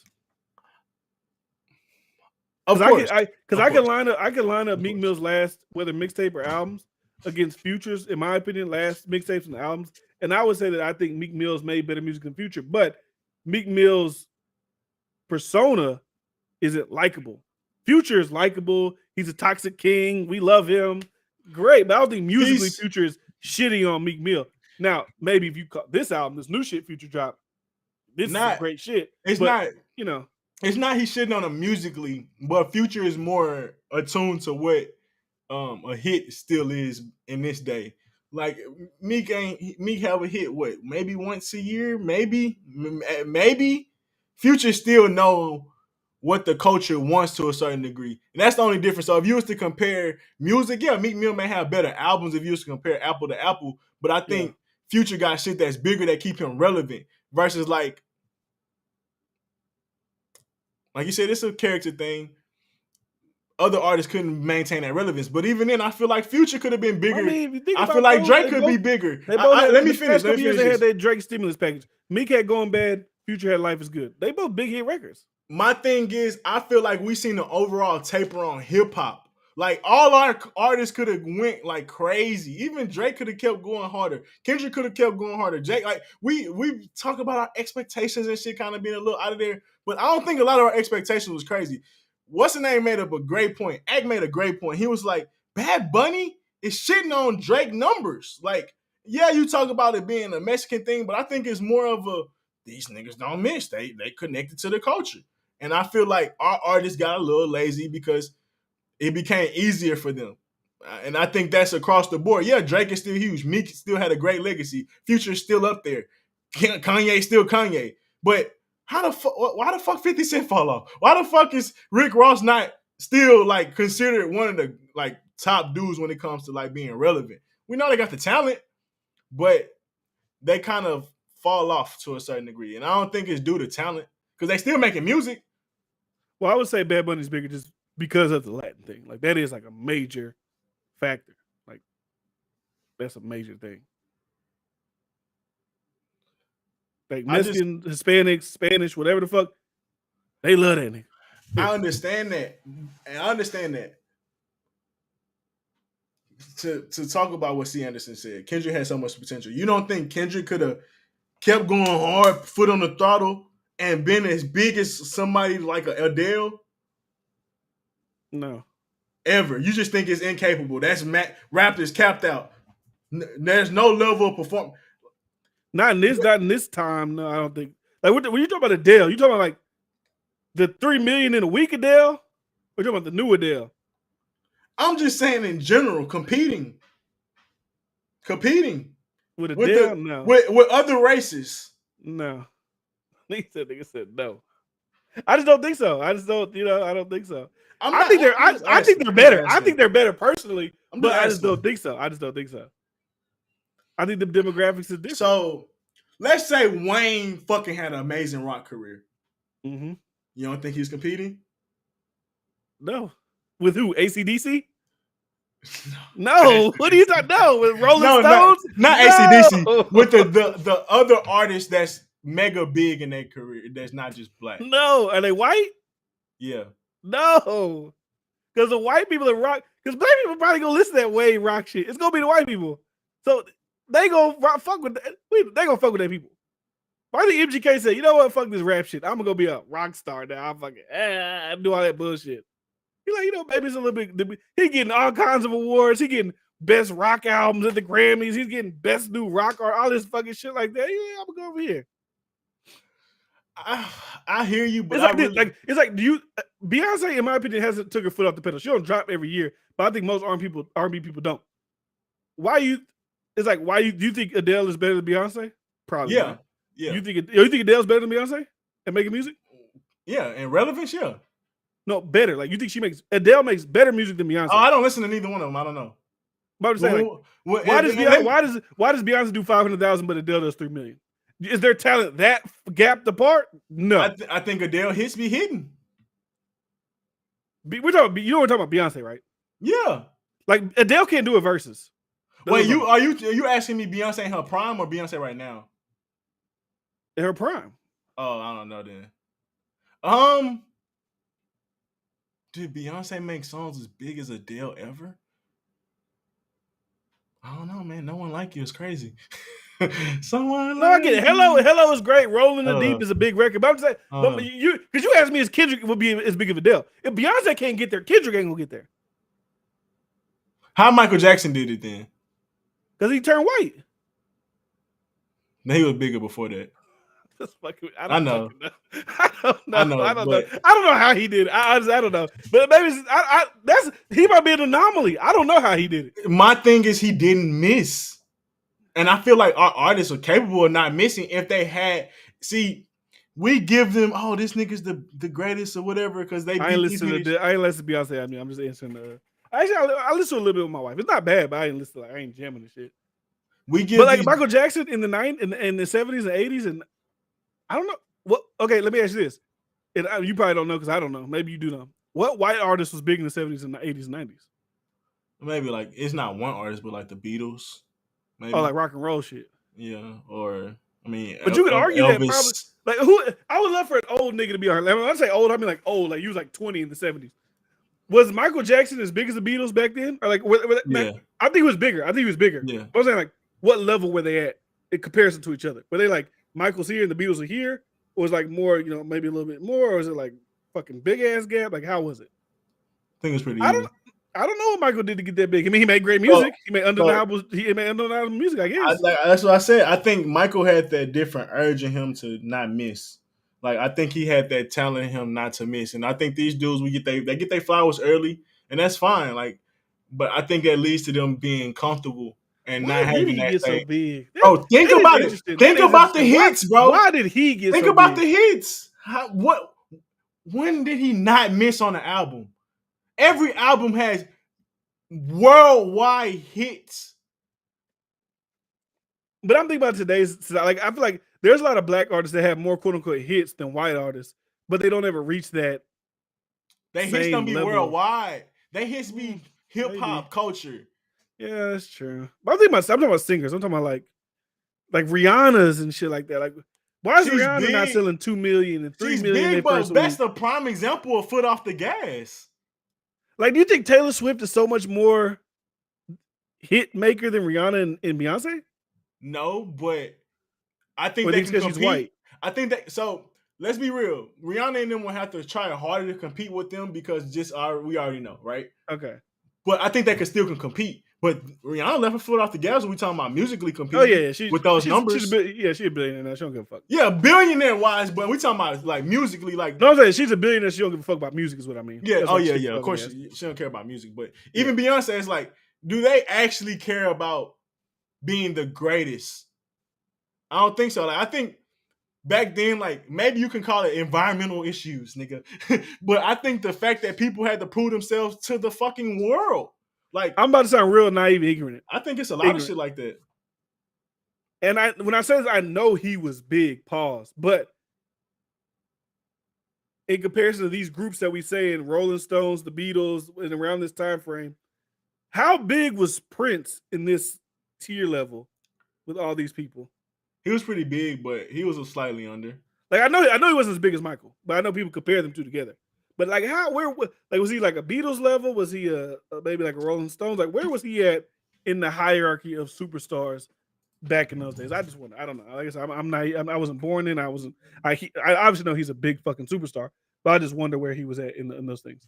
Like I said, I know he was big, but like this sounds crazy. But like I'm saying, like, where was he in the hierarchy of Jackson reigns in top sales, Thriller 32 million copies sold in America, and ranked 7 amongst all artists, all-time sales. Prince, meanwhile, is 20 million. Okay, that's big. That's big. So yeah, I mean he's slightly underneath, but let me see. Michael Jackson versus Beatles.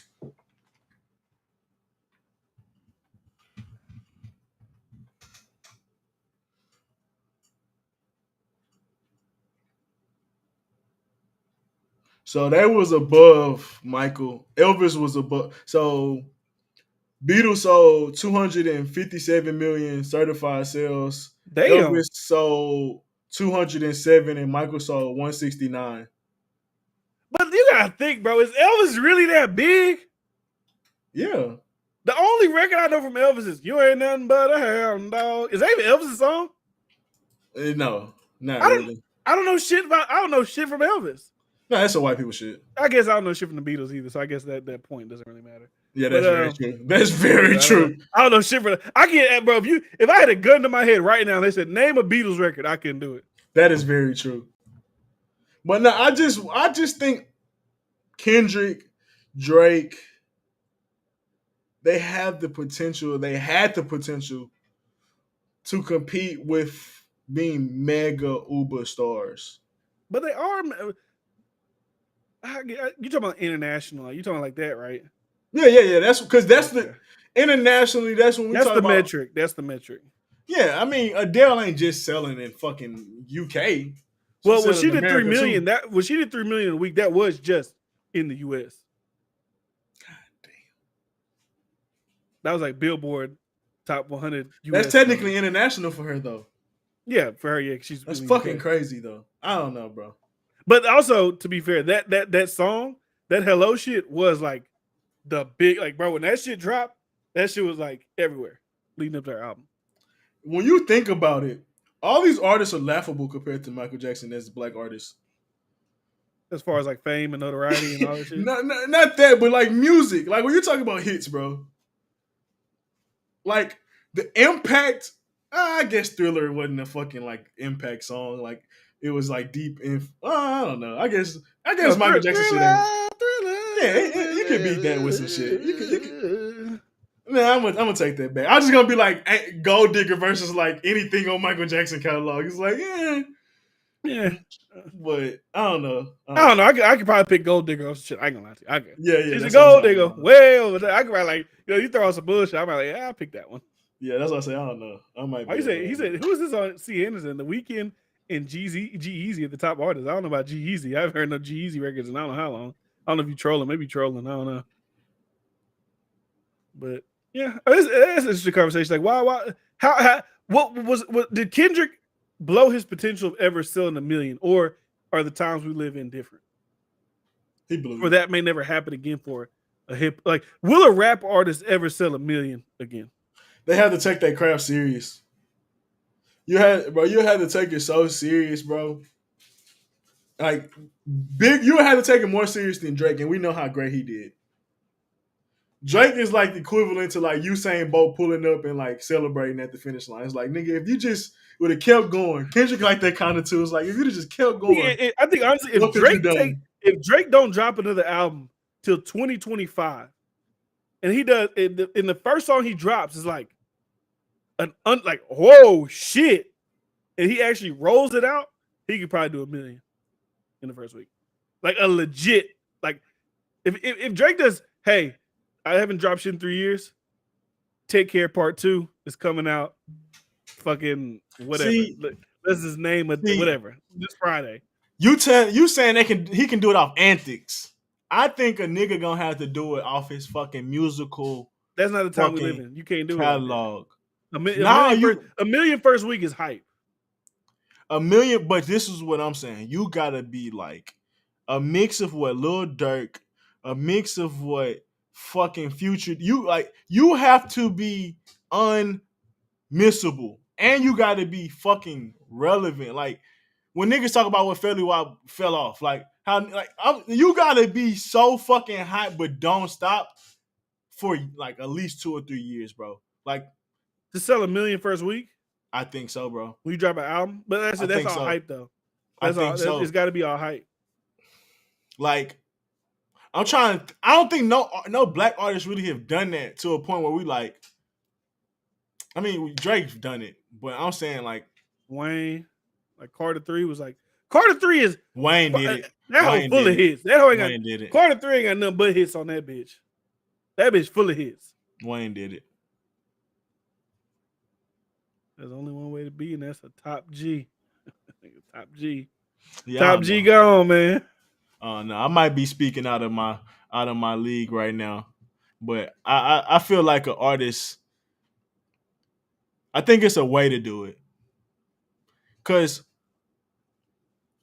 a million first week. Who's the last artist to do 1 million first week? I was gonna ask, what's the artist to get close to that? Like 700, 800, right? Like Drake in the prime or Kendrick in their prime, they did like almost 6, 7. I think Drake did like 800. One scores a Scorpion. I don't know. He did that on Scorpion. Okay, here's the era of debuting with 1 million copies. So this is a article that came out in 2021, right? So the last album to move 1 million copies in a week was Taylor Swift's Reputation. That album sold 1.2 million in 2017. That sum was inflated though, the fact that the pop star kept it from streaming. So what she did is her first album, she didn't put not first album, but that album, she said it's not gonna be on no streaming services. For the first, the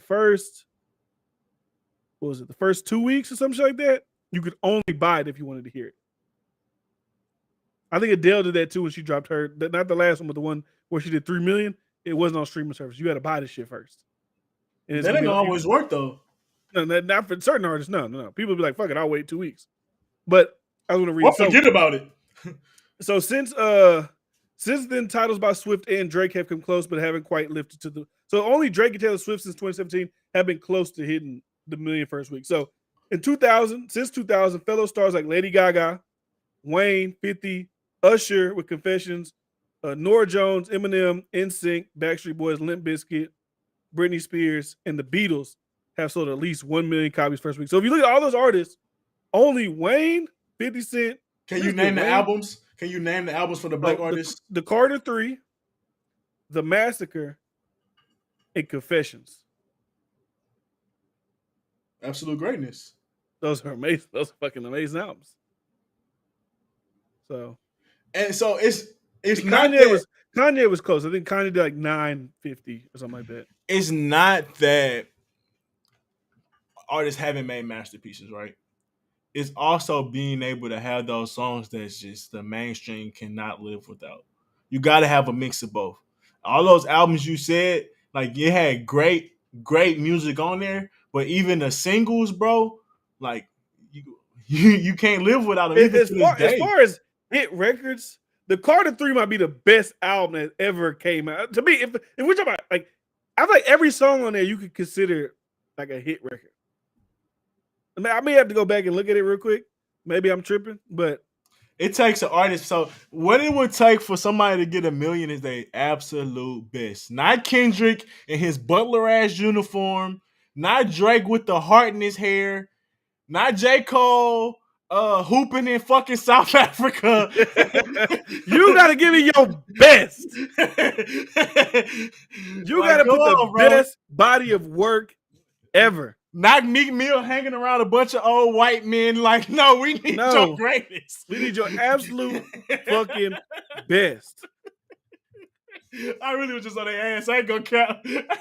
He said, not out there hooping in South Africa, not doing none of that. Yeah, Kendrick got here playing soccer and shit. Wayne Carter 3 had 3 P. To me, that's a big record. Fucking goated. Mr. Carter, A Millie, Got Money. We try to play Comfortable's a good song, but you tried to get in the verses. That ain't work. Dr. Carter, Phone Home, Tie My Hands, Mrs. Officer, Let the Beat Build, Shoot Me Down, Lollipop, La La, Playing with Fire, You Ain't Got Nothing. Okay, maybe not an album full of hits. I could be lying. Don't Get It. And I think like he threw Pussy Monster on there at some point. That's an album full of fucking hits. What a Dark Twisted Fantasy. That probably should have did it in the first week.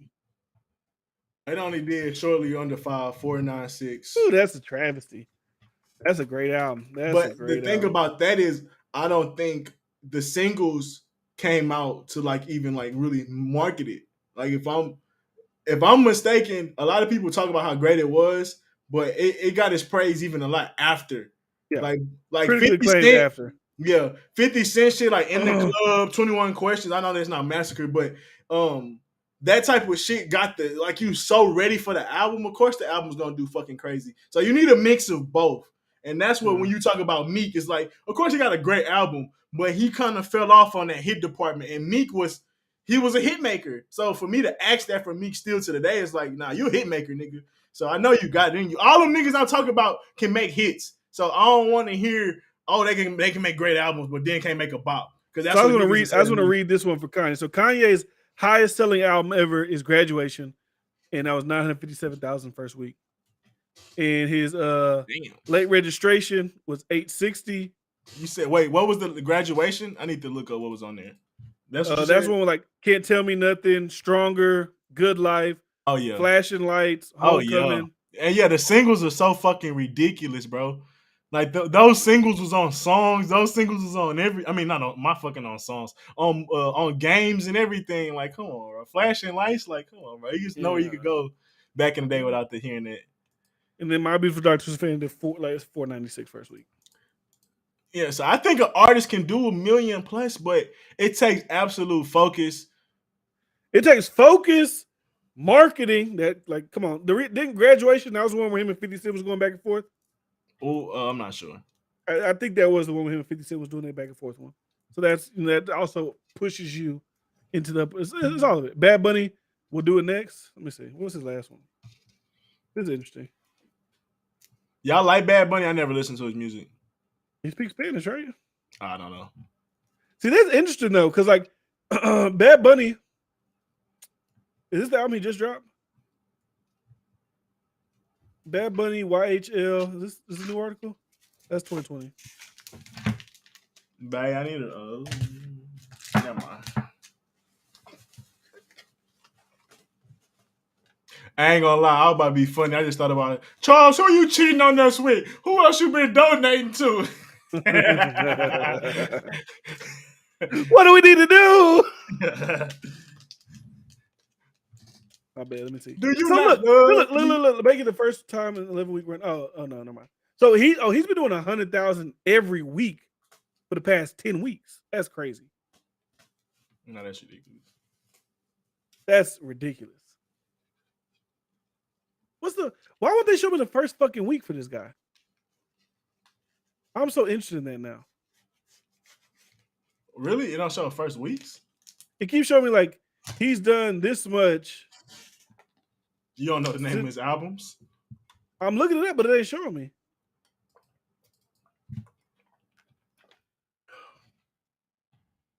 But maybe since he's Mexican or wherever he is, maybe they didn't sell that crazy in America. I don't fucking know.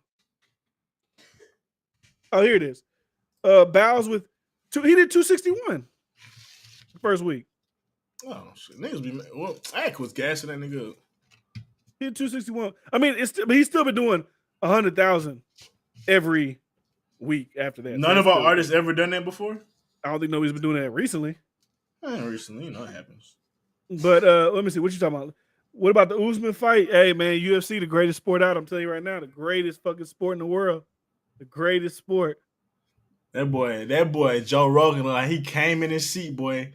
That was like he was like, "This is what I've been waiting for." Like that's hey man, that's why the UFC is the great. If you don't watch UFC, you missing out, man. I'm telling you. To me, the reason I like it is kind of like shit being on the line. Every time they fight, something is on the line. Whether it's your ranking, whether it's your position, whether it's whatever, every fight is on something is on the line. And I was like, Usman was whooping Leon ass, dragging his ass to the mat, wrestling the fuck out of him, getting a couple jabs in. All it takes is that one goddamn second. That's all Leon needed was that damn head kick. That boy got that rocky conversation in the corner and came like playoff football. But see, they take too long. I gotta watch 17 games to get there. Every UFC fight, whether it's just a regular fight night or it's a number thing, every fight has goddamn consequences. Every fight got a consequence for you. Because you're either going to go up in ranking, down in ranking, this and that. I mean, you say that in football too. Like, oh, if you lose 3 games in a row, you have to think, well, it just don't feel the same. I just give me the playoffs, wait till the Super Bowl. That's why I used to love college football more than NFL because of that. Is it better than me? It's too close, bro. Because when we talk about what happened in the NFL, the Bengals making it to the Super Bowl and about to beat the Rams, and this fucking Aaron Donald literally made the last 3 tackles to like close out their drive, and all they needed was 1 yard. Like I don't know, bro. Like let me say this. UFC has more Super Bowls than NFL got that one, or I mean, like the playoff maybe. Where like, oh, my heart's racing, but it's gotta be like towards the end of the game. It's like, I don't know. This is just me. I don't know. Y'all feel how y'all feel. This is how I feel. I watch niggas who don't have no name. I don't know who the fuck they are. I'm like, oh, this shit's exciting. So I agree with you there, but I think the difference is with football and basketball or these other sports is like you feel like you belong with that team. So like the highs is a lot different because you're more emotionally invested. Like you can have a favorite fighter and shit like that, but not every fight your favorite fighter is fighting. But every Sunday your favorite team playing and you can get an emotional high off whether they're doing good or doing whatever. So I think that'd be the like difference. Like, but for someone like you and me, I'm not really emotionally invested in no team. So like I'm not as connected to the sport either.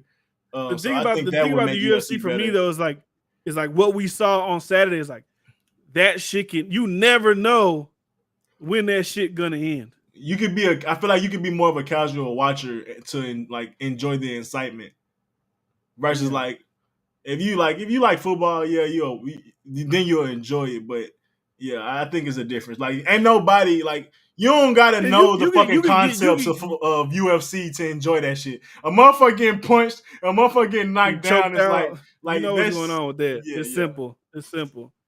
But it's hard to beat that. I'm not like I'm glad Leon won. Like I'd be happy whenever like new champions come in because it feels like a breath of fresh air. It feels like a changing of the guard.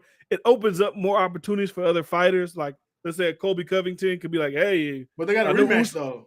I know they're gonna do the rematch, but I'm saying like if they didn't do the rematch or if he wins the rematch, it's like Jorge Masvidal fought twice already against Usman, but now that Leon is in there, he could be like, hey, we had beef in the past. That's a fight that'll sell. Let me try a third time for a championship. Colby Covington can't beat Usman, probably could beat Leon, but hey, it's a new chance for him to become the champion. So I ain't gonna lie, that boy Leon probably shaking in his boots because that boy gonna come out and beat the living shit out of him in the rematch. Ain't gonna play. Usman, he out the. That's what not like too. Like I feel like Usman will probably win the next fight because let's be honest. Like I would say that's a lucky kick, but that's a saving grace fucking kick. Like bro, if you can land that bitch, you was down 4 rounds to 1. It's an Anthony Wilder versus what's the name? Tyson. Like as far as like Wilder, the first fight, oh shit, Tyson was kind of dominating, but he got the punch. Then the next one's just like, look good. Like nigga, tap out, nigga. I think that's what it's gonna be, and I don't even think it's gonna be.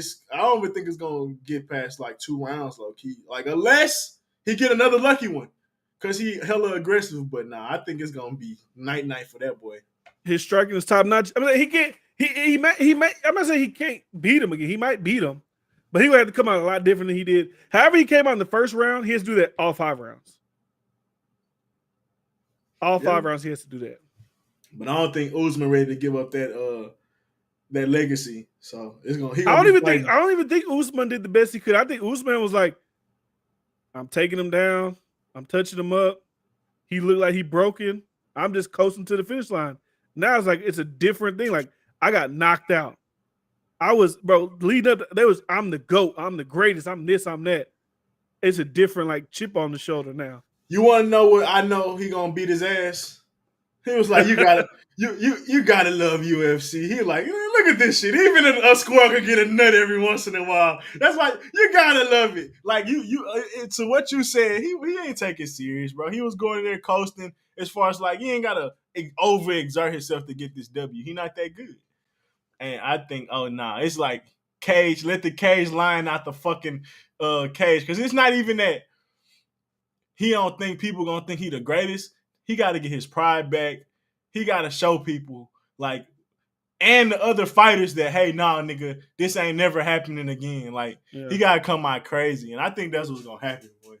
Yeah.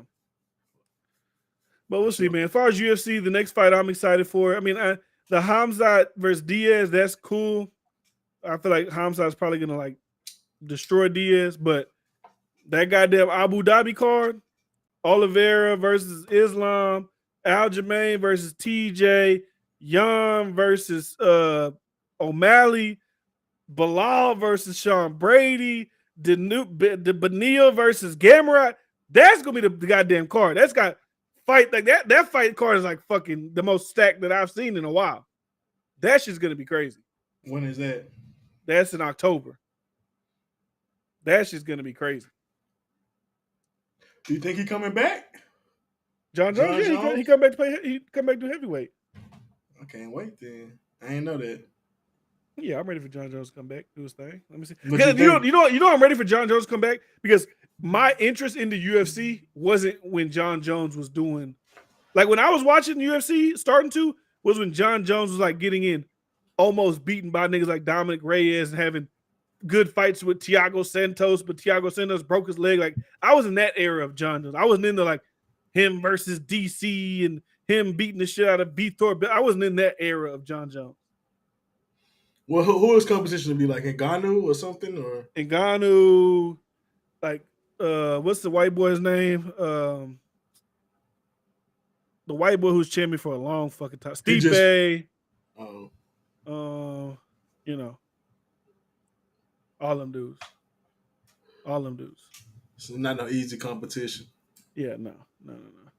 But even like what's his name? I'm gonna just say this, and we can kind of go UFC shit, even though it's interesting to me. But the whole Stipe, John Jones, oh my god, bro, Stipe is like fucking 39, 40 years old. I don't give a fuck about him fighting Stipe. I would think Cyril Gane. I want him to fight Cyril Gane. They both big, tall motherfucking kickboxing ass niggas. Even though John Jones can submit you, can wrestle, do all that. I want to see Cyril Gane versus John Jones, not Stipe, 40-year-old white guy who probably passed his time versus John Jones. I want Cyril Gane, John Jones, or Francis Ngannou, John Jones.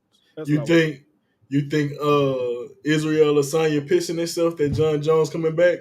All that shit he been talking? No, they're not gonna fight. You don't think? Oh, he's heavyweight. You don't think he'll come down lightweight? No, not just to fight him. I don't feel he trained all these years to move up to heavyweight and gain all that weight and figure out how to fight at that weight just to move back down to fight. You don't think? Especially when he saw Israel Adesanya. Like, if he's like, Israel couldn't beat Jan Blachowicz, and I probably could whoop Jan Blachowicz ass. Why would I do that? You don't think it's that Floyd versus Pacquiao is inevitable at some point in their career? No.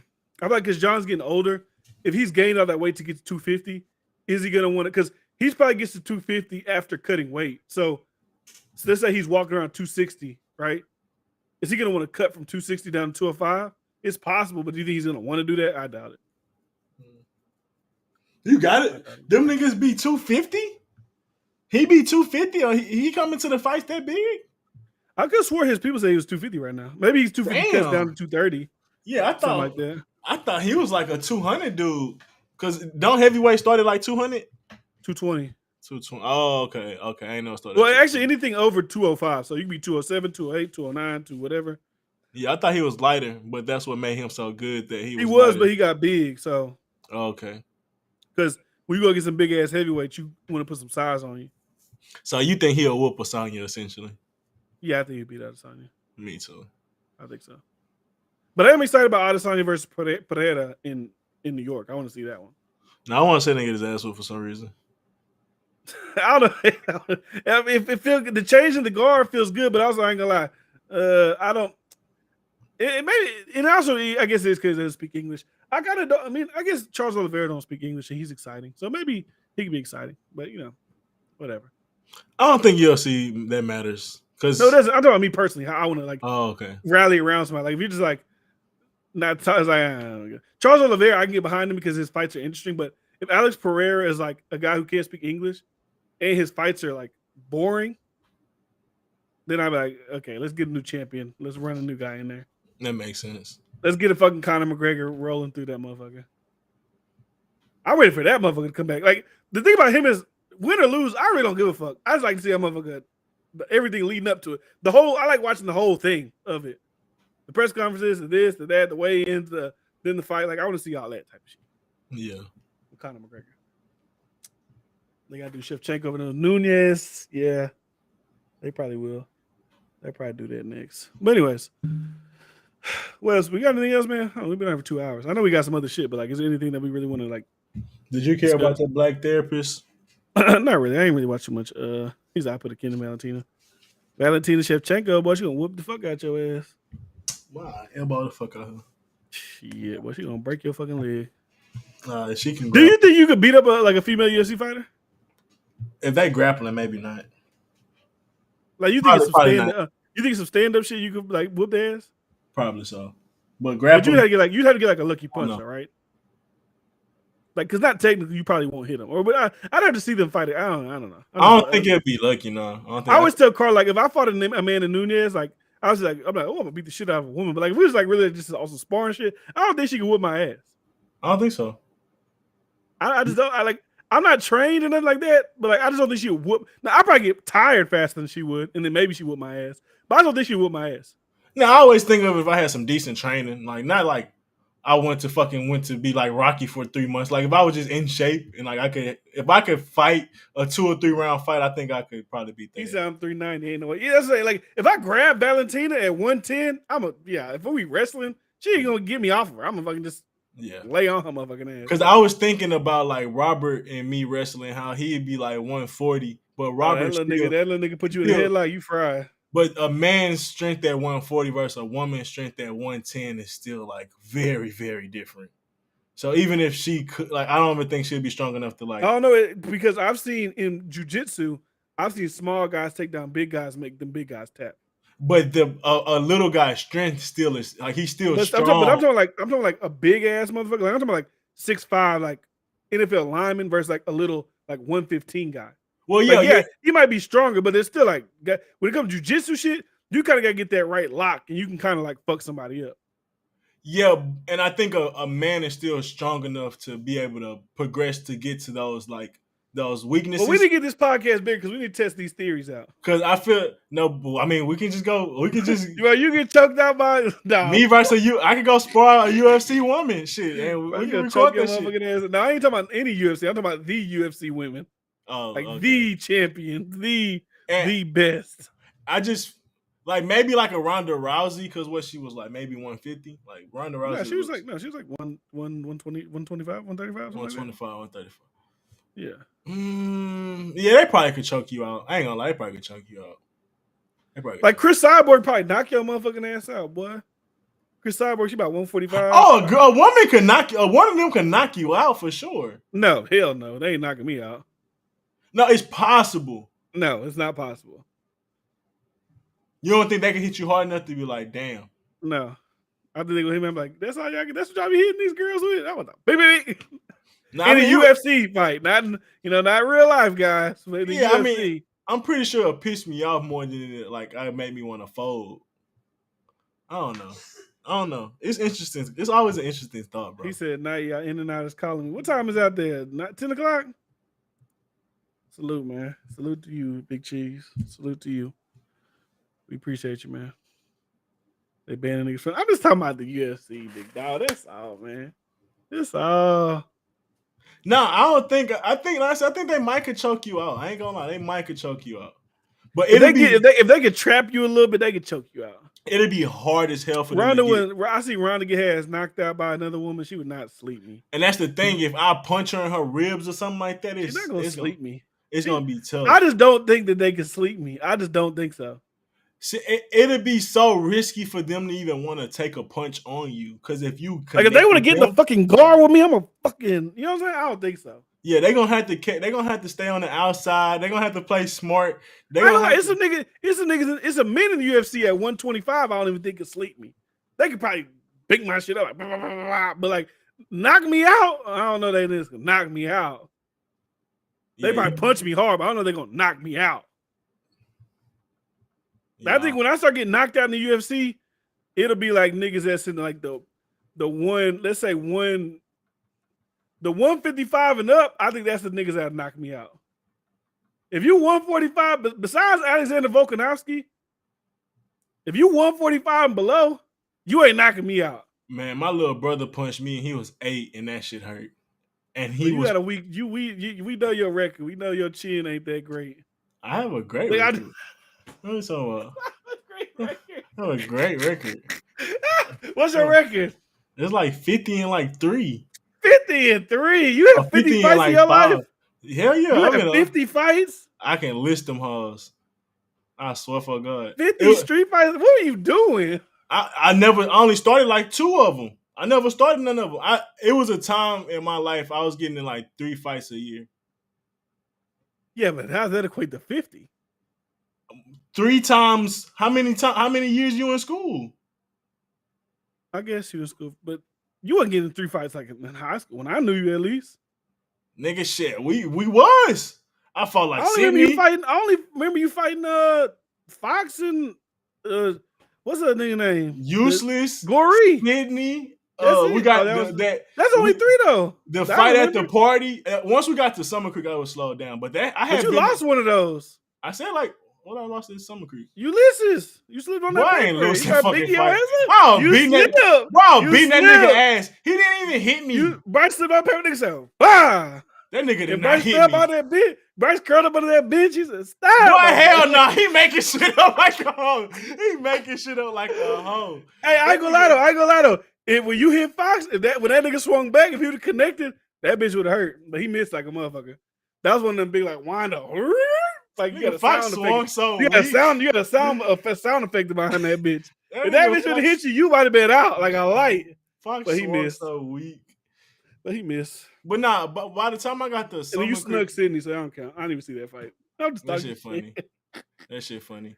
But nah, it was when I was in like middle school and shit, bro. It was like nigga, when I went to Fleming, I had got like 10 fights that 1 year. Like we lived in the hood, bro. You fight for fun. Niggas pick on you for fun. Like that's a hood thing. Fighting in the hood is a thing. A common thing. So that's all that was. And even when you go to Summer Creek, Humble, niggas was in gangs and shit. Niggas, Humble Middle niggas had, it was like 4 or 5 different gangs. So we had like the Head Busters, we had Skull, all type of shit like that. Niggas love fighting. Like it's just what it was what it was. Krishan Rock with Rock Bryce's World. I beat her ass.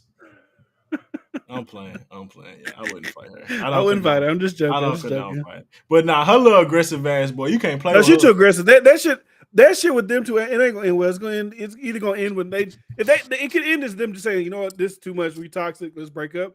Somebody gonna go to prison. Somebody gonna fucking be dead. They going down a crazy spiral path. Unless they just love that shit. I don't know. Because they could just love the toxicity and get married and fucking live in it and love it. I don't know. But I just feel like those stories typically don't end well. Especially public. Is that our... Is that our what, Whitney and Bobby? The most mid Whitney and Bobby. The most mid Whitney and Bobby we got? That's the most mid. That's a trash Whitney and Bobby. I ain't gonna lie. That's the most mid. Salute to them, but that being the Whitney and Bobby is like kind of like I guess music is falling off. Music is falling off. That's the Whitney and Bobby. Music's falling off. Socially, they are, because it's like they had a toxic relationship and it was open. They did drugs together, all that type of stuff. And I mean, we let that shit rock until it fell off the hinges, essentially. Yeah. Shit.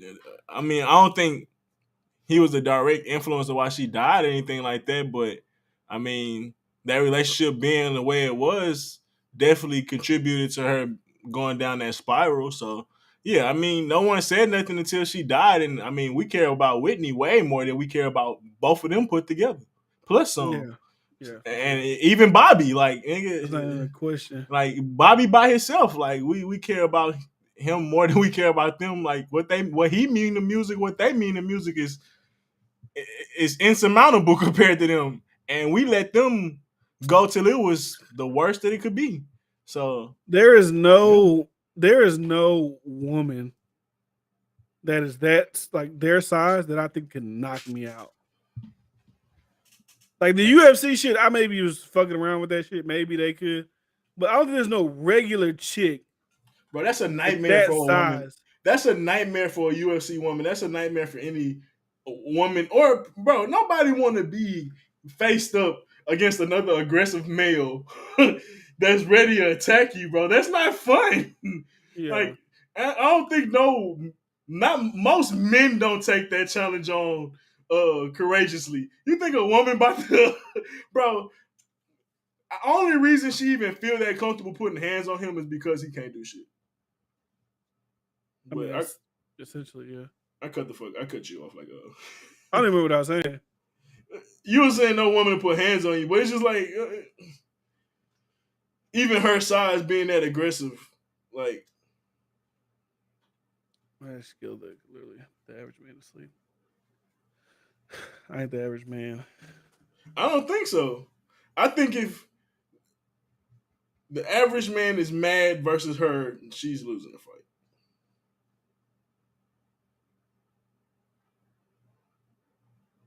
I don't know, bro. I just said I just don't think in UFC like a woman like bro, beat my ass. Like think about it, they barely be beating each other ass. So I don't think they can beat my ass. Nigga, have you stood next to a woman? Like, bro, they're not meant to be fighting us. If we talking about the stamina, they probably got the stamina on my ass. I ain't gonna. They got the stamina. We talking about 5-round championship UFC 5 minutes. They'll probably knock my ass out at the end of round 1. but just for me being tired. But like, give us like a fast 30, a minute, they gonna knock my ass out. Let us be in shape. It's over. Yeah. No, I ain't even talking about shit. I'm talking about right now. Bro, you tower over the average UFC woman. It wouldn't even be close. I'm talking about right now. One punch would damn near cripple them.